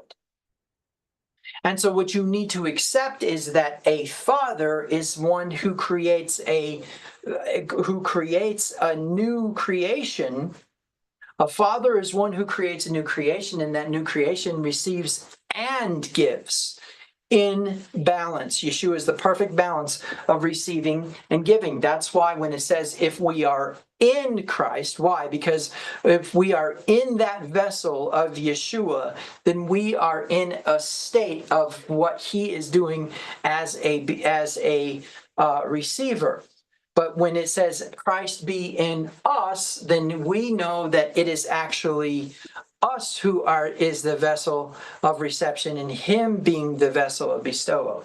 I may have said those backwards, but I think you get the point that whether we are in him or him in us has to do with our role that we play at that time. And what's intriguing is there seems to be a concept that also has to do with strength and weakness, because Yahweh is made strong in our weaknesses, right? He is made strong in our weaknesses, which means he has to get up under our burden and raise us up in elevation, and then we become a higher vibrating Elohim. We become a higher ranked God. Now, the premise is that we're not talking about you just all out turning around and creating your own universe and planets and all this stuff. What we are talking about is the system that we perceive to be in place is only there to teach us and remind us of what we are supposed to be. So let's see if that's true. When the Israelites stepped out of Egypt and began moving towards the promised land, what actually gave them the ability to do that? Were they slaves? Yes. How do I know? Because there was a removal by force, right? But what's interesting is as they step out and begin to move in a direction towards the promised land, they themselves have an identity change from slave to free. Now, what's interesting is that freedom was an opportunity for them to then turn around and distribute that, right? But instead, they continue to consume, and where's the proof? God brought us out here in the wilderness to die. What shall we eat? What shall we drink? Right? Now, here's the part that's interesting about this. When the darkness fell upon the land of Egypt, the darkness was felt. You know, there are archaeologists who think they've pinpointed the time when there should have been an Exodus, and there's no record of it in Egyptian archives, and therefore they claim that it's false, that the Bible's false, that it is a false document.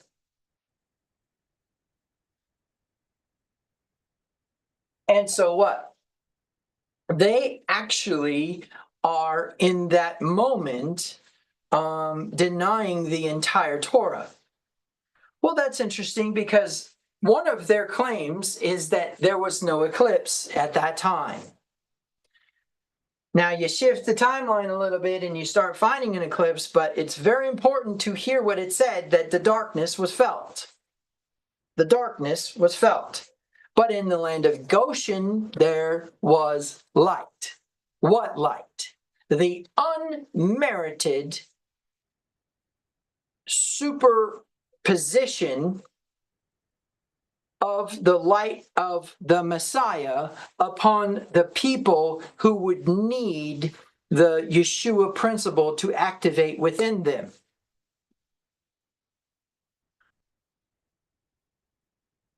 The concept here is that the reason why there was light in Goshen is not because there wasn't darkness, but because the people of Israel were being the light of Passover. Now, the rabbis teach that that's because of the covenant with Abraham. But what you need to know is the promise of the Messiah is contained within the covenant of Abraham. And so a activation of like a intensification, like the extremity of the covenant of Abraham is actually Yeshua. And the interesting thing about it is all the word Yeshua means is salvation, and all the word Yeshua means is an intervention of violence upon a predator who has a lamb in its mouth. And that lamb is rescued through violence. Why? Because in the ancient pictographic Hebrew and tongue, Yeshua means the destroyer watches who will establish destruction. Right? That's the premise there. That the destroyer watches for the predator, literally going to destroy the skull of the predator who has taken the lamb. Now, what's interesting is the Yeshua principle is activated through crying out. We know that if we confess in our heart and confess with our mouths, believe in our heart that Yeshua is Yahweh, then we will what? Be saved. Why? Because we need, what was Paul trying to explain there? He was trying to explain that your identity is not tied up in what you do good or bad. Your identity is tied up in what Yeshua did for you, but what you need to realize is that that was actually something that you could have done as well if you would have had the oneness with Yahweh that Yeshua had as a result of the fact that Torah was written upon his heart. Was he Torah? Yes, absolutely. But the premise is that he activated Torah through his obedient actions, even the death of the cross. Philippians chapter 2. And so as a result of that, somewhere in there we need to get, by the way, it wasn't a cross. So somewhere in there we need to get our minds wrapped around that was actually literally saying that which is above is below. And literally saying that the intensification of all power in the universe is Yeshua. Now, it doesn't say it is perfectly Yeshua, because why? It says right in there that it left its abode. But I have news for you. So did you. Why? Because the thought went out and the thought became what you are. Right now, in this very second, the intensification of all power in the universe is having the desire to bestow, which resulted in you being created. Now, I am almost 50 years old. What you need to think about is that 50 years has passed since I was a part of that thought. But what you need to realize is in that context of the speed of thought, time is so fast that it actually doesn't exist in the intensification of all power in the universe. Time is very slow here as a result of the fact that we are at the very end of that vibration. Now, upper Elohim are designed to help the lower Elohim. How do we know that? They are a greater. Unless they are a malevolence, which is answered by the Yeshua principle, then they are actually designed to elevate us. You want my proof? Hebrews chapter 1, where it says they are ministering spirits of those who would inherit, bestowal, salvation. In other words, when there was finally going to be an alteration of the malevolent beings who were consuming without distributing because they were not contracting,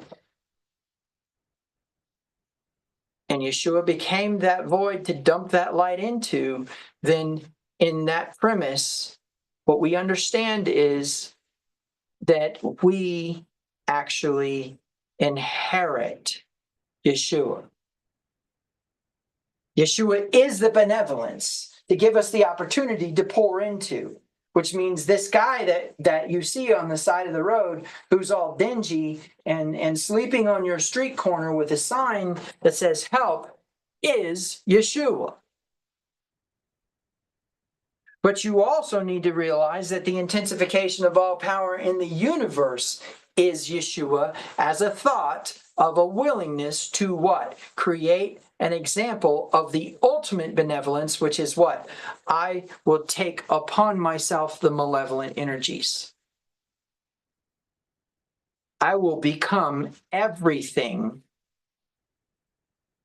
that is opposing God so that they can become everything that is God. So powerful. But then that's what actually brings us to the truth about Passover. So what I want you to notice in this thing here is that as these start to move, they are spinning. And if they're spinning, then they are cyclic. And if they're cyclic, then there's a beginning and there's an end. And that beginning and end are actually the same thing.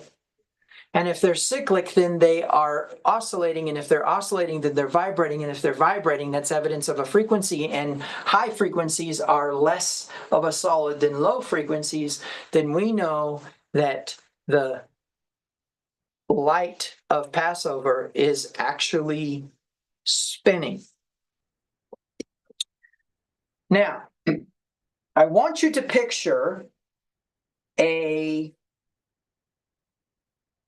car. So I want you to picture yourself standing on the side of a highway, and a person is driving in a car. And as that person is driving in the car, they are driving with their hand out the window. You're standing on the side of the street. As you reach out to grab that person's hand, right? They are continuing to move in that direction. If you have the strength to grasp their hand and they have the strength to grasp your hand, then where are you going to go? That way. But if you don't have the strength or they don't have the strength, then something is going to stop, right? Whether it be your hand coming out to grab or whether it be their hand, either way, there is going to be an intervention, okay? Now, I want you to think about the grasping of wind. You reach out to grab wind. What happens? Do you get the wind? Are you able to grab a hold of the wind? No, you are not, right? Because you go to grab the wind and the tree rustles the same as it did the day before.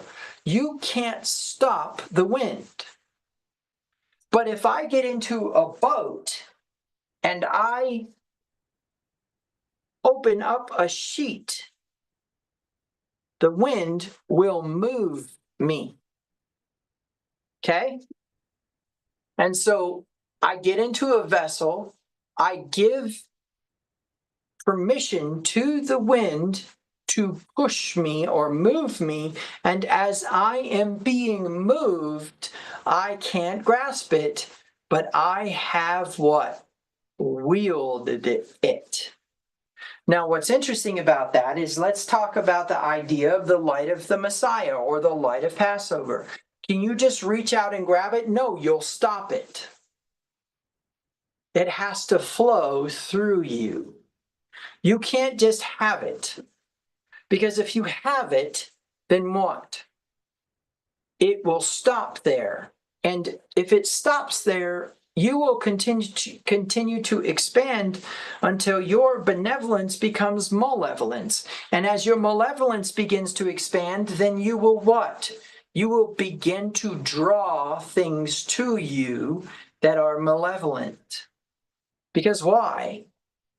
If you are balanced and you are pouring out, then you are actually experiencing the action of being a conduit planting a seed. Where do we see that? In the reproduction of human beings. And so as a conduit goes into the womb and plants the seed, and the seed expands, there's a moment when it has to pour out and become its own vessel. If you could get this on the level that it actually is, you would realize there is no light of the Passover except you. So harnessing it comes in the form of that concept of abundance, but it has to do with identity. Remember, I said you can't wield the light of Passover if you have a weak mind. Why? Because your limiting beliefs alone will prevent you from actually controlling it. But what are we really doing? Are we controlling it? No, we are steering the rudder of something that is receiving it and moving us.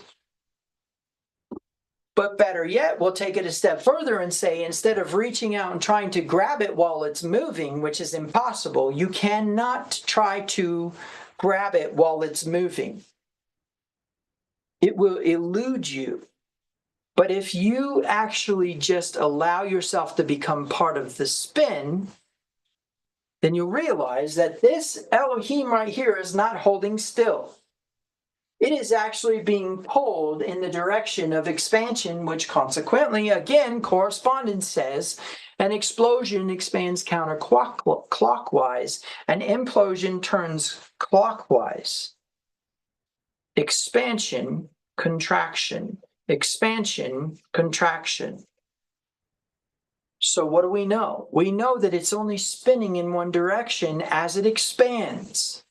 But the Elohim says it can't go any further. And then the Elohim says, I will receive. But then the Elohim realizes that as it becomes more like God, it wants to bestow and therefore creates a vessel to receive. And that went all the way down to the last point, and that's when Yeshua actually becomes a reality.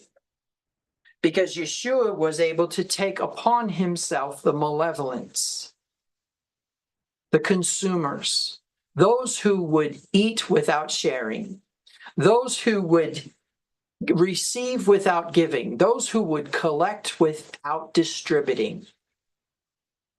That's what he took. That's what he became.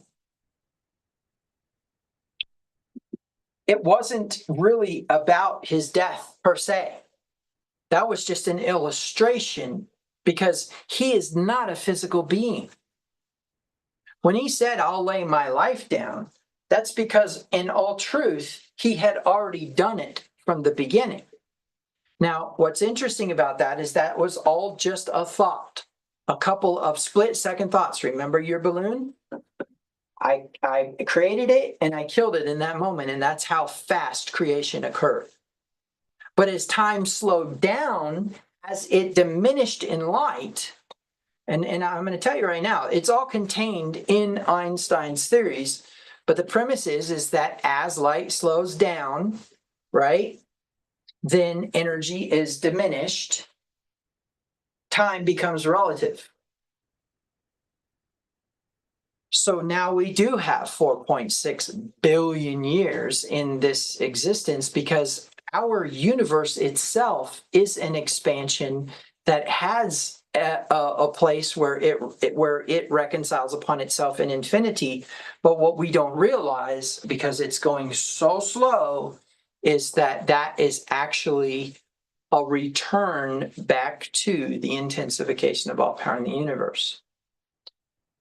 Thought goes out, thought comes in, and in that moment, everything exists. Was it a Big Bang? Sure. Was it an evolution? Well, you tell me. Does this Elohim have the same thinking as this Elohim? No. This Elohim needs something to tell it to be something. And if we accept that the intensification of all power in the universe is actually creating all beings in that way, then we can accept that as vibrations change, intelligence changes, and as intelligence changes, so does the foundational makeup of the thing.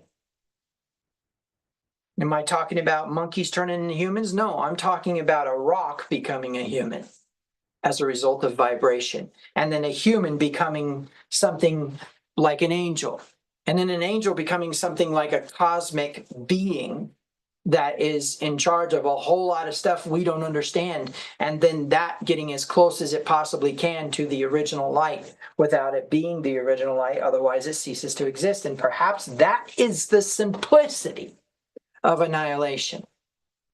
Maybe the simplicity of annihilation is just that there is a instantaneous vibration that results in a return to the origin, and that's it. Maybe it is not this crazy concept of a cosmic benevolent being creating a punishment for those who are not willing to be obedient to it when it created disobedience in the first place, with the first principle being the negation particle. Now think for a second that you can continue in that path. You're wrong, because if the negation particle is the only thing that occurred, what happens? There is no expansion.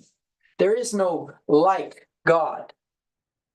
There is no like the intensification of all power in the universe. Meaning what? You just cease, it just ceases to have a purpose. I propose to you that the ego, or the Hasatan, the Satan, the ego, is actually that part of you that does not want to expand, that does not want to contract and pour out.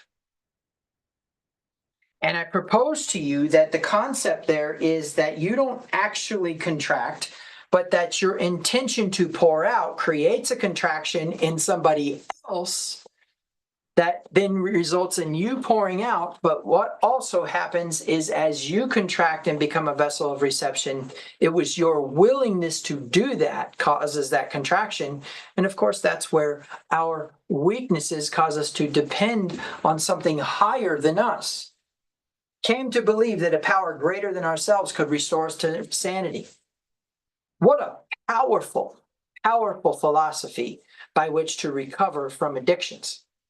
Now, don't get me wrong, there's a lot of problems with that particular program in terms of identity. Because if you continue to identify yourself as something, that's how you will act and that's how you will be. But if you accept that there isn't that identity anymore and there's a new creation, a new identity, then that's very different. But came to believe that a power greater than ourselves could restore us to sanity? Yes, amen. There is a concept there of trust. Remember, there had to be trust here. Yes, with condition that I can relate to you in some way. I don't need to be you. That's not it. I know that I'm created. I don't need to be the intensification of all power in the universe. But I can tell you that I have a requirement, a purpose as an Elohim to expand. And that expansion will go beyond this body eventually. Ask Elijah. Ask Yeshua. Ask Moses. Because those three were able to transcend time and their entity. Right? Especially when Yeshua says that John the Baptist is Elijah. Here's Elijah again on the earth at this moment doing what he was designed to do, which was what? Be the light of the Messiah. But then he diminishes himself in order for the Messiah to be the one that shines. And then Yeshua, you want to talk about frustration. John says, I am not the light. Yeshua goes up on the mountain, tells all these Jews who don't believe in him as the Messiah that they're the light. Yeah, that's how that went.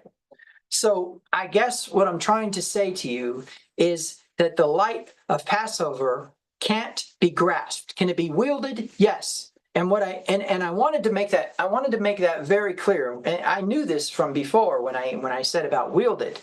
But the premise is that it allows you, it gives you permission to wield it in order to what? Contract. And when you contract, which will be a void somewhere else for you to pour into, and then you yourself will become a lesser, needing someone to elevate you because your financial status has changed.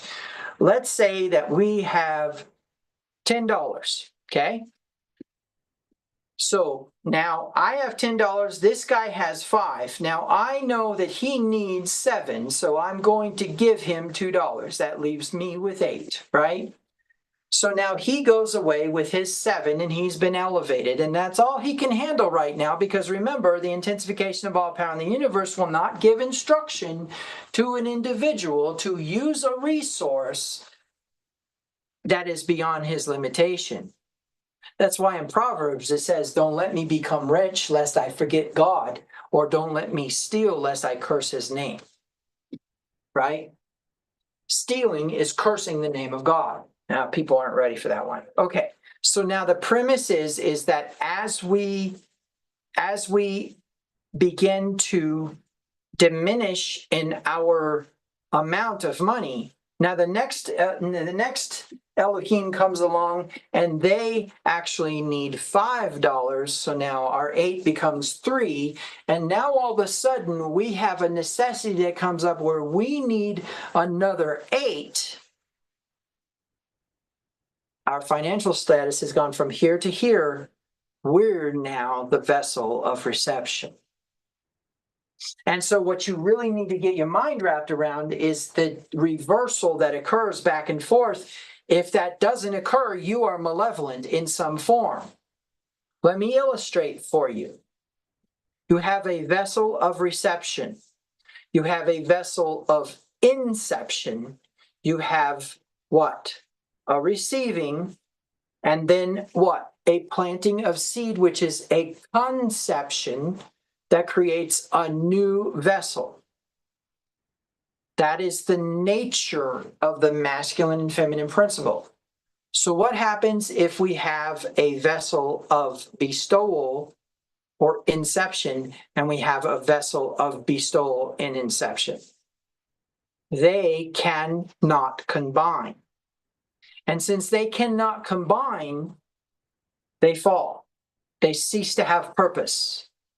This is true even within the context of sustainability of a birth rate. So now here's 2 vessels of reception coming together. Are they actually within their purpose? No. And so as a result of that, we have 2 Elohim coming together. So let me illustrate what I'm saying here.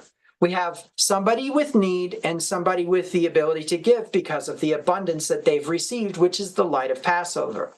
They now give, right? Planting the seed. Now this one goes away as an elevated being. This one goes away as a diminished being because they were willing to contract. And now the next part occurs. If a vessel of reception of inception comes along and says, I will give, I have abundance, I have the light of Passover. And this one comes along and says, I will give, I have the light of Passover. And they're the only 2 that exist. There's nothing to pour into. There has to be a vessel of reception. Enter Yeshua. Unto the least of these you have done to me. Judas, you will always have the poor with you. Now, what you need to know is this abundance that's here, right? That there's going to be a conception, and there's going to be a receiving, and all of that stuff. You need to realize that abundance is the light of Passover, but you also need to realize that that process of abundance of the light of Passover is only going to occur as a result of instruction that you can handle. So you won't just have the entire lottery dumped upon your face because you need to give this guy a $10 bill. But you will have the entire lottery dumped upon your face, or dumped in front of your face, if there is an entity big enough to receive that from you after you consume. I have a very specific amount of money that I need right now in this moment in order to not only expand and to create a contraction, but also to be a good steward of my debts. Therefore, I don't need more than that. So whatever I receive that makes those deficits change, where I am a vessel of reception and the abundance comes, now I have to equally distribute.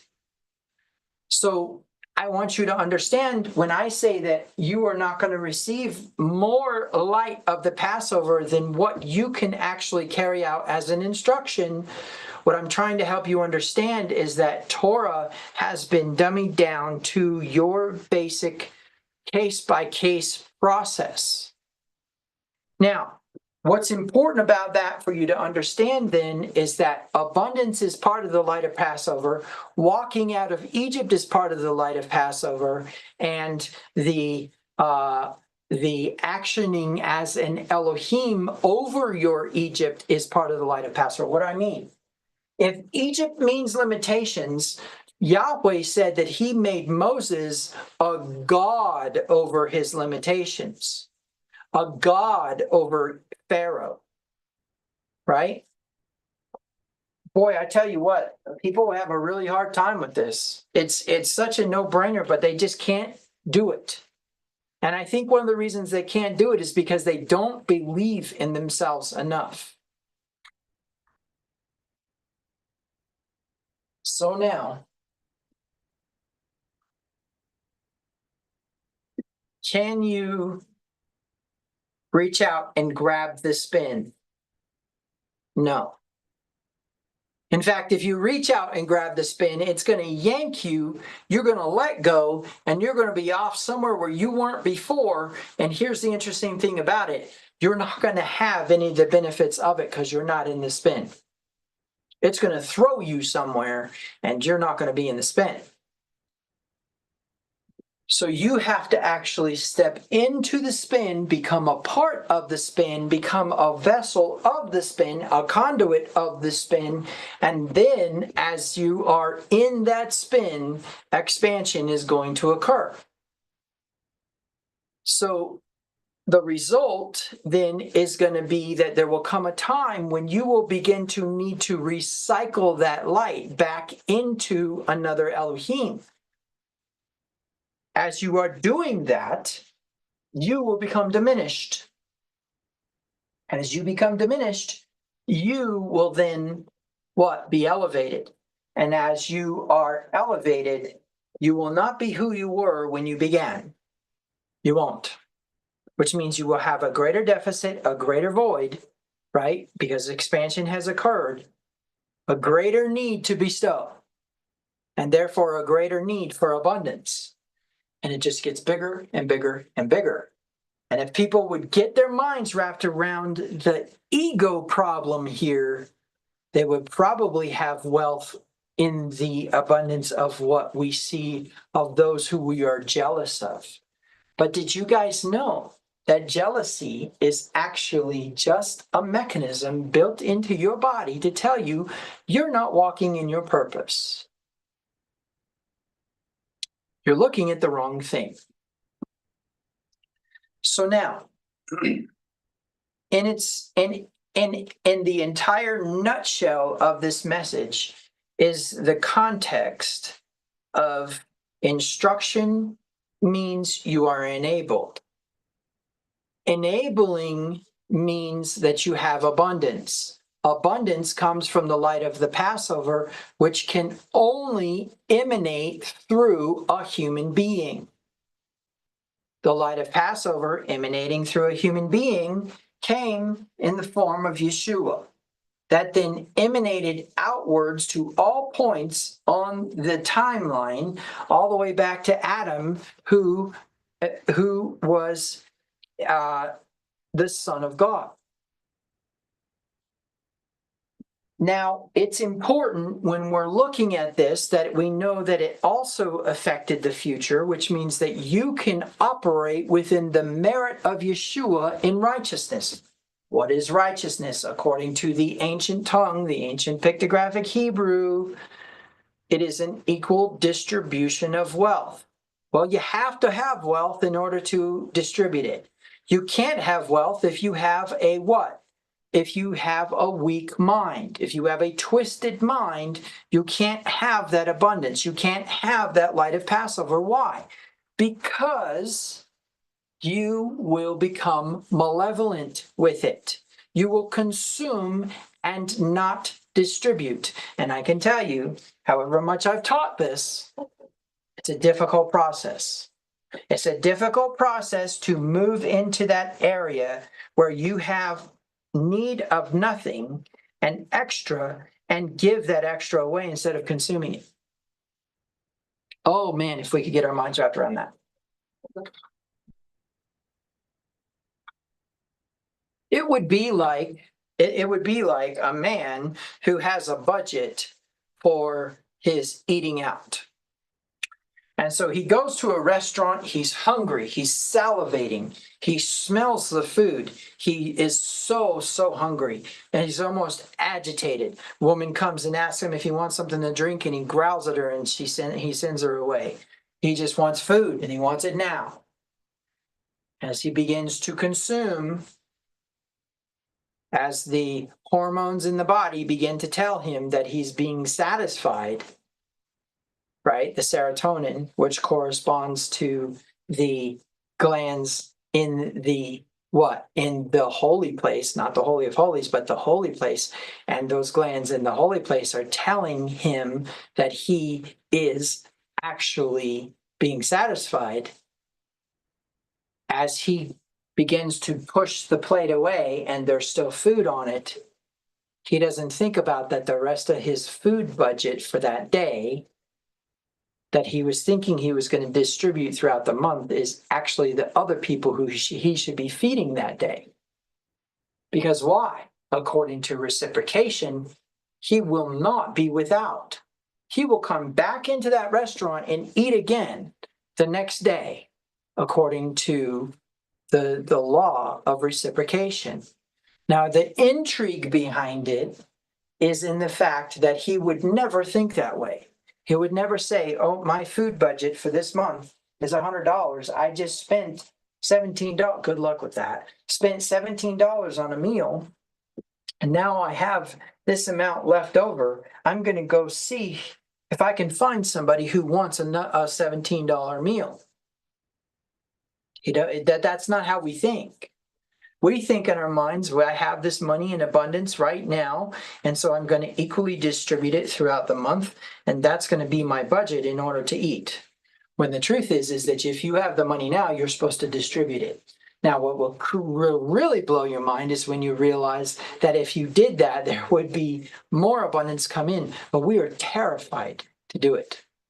It is so terrifying. I could tell you the fear and anxiety and terror that I experience.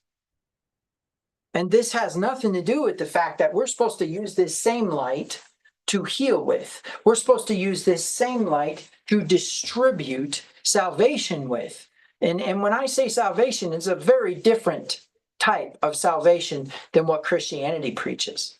But the premise is that we are actually enabled with these energies and these finances and these things to do these things, and we don't do them because we're afraid of what would happen if we did pour ourselves all the way out, if we did empty our bank accounts. And I'm going to tell you, it's terrifying. It's absolutely terrifying.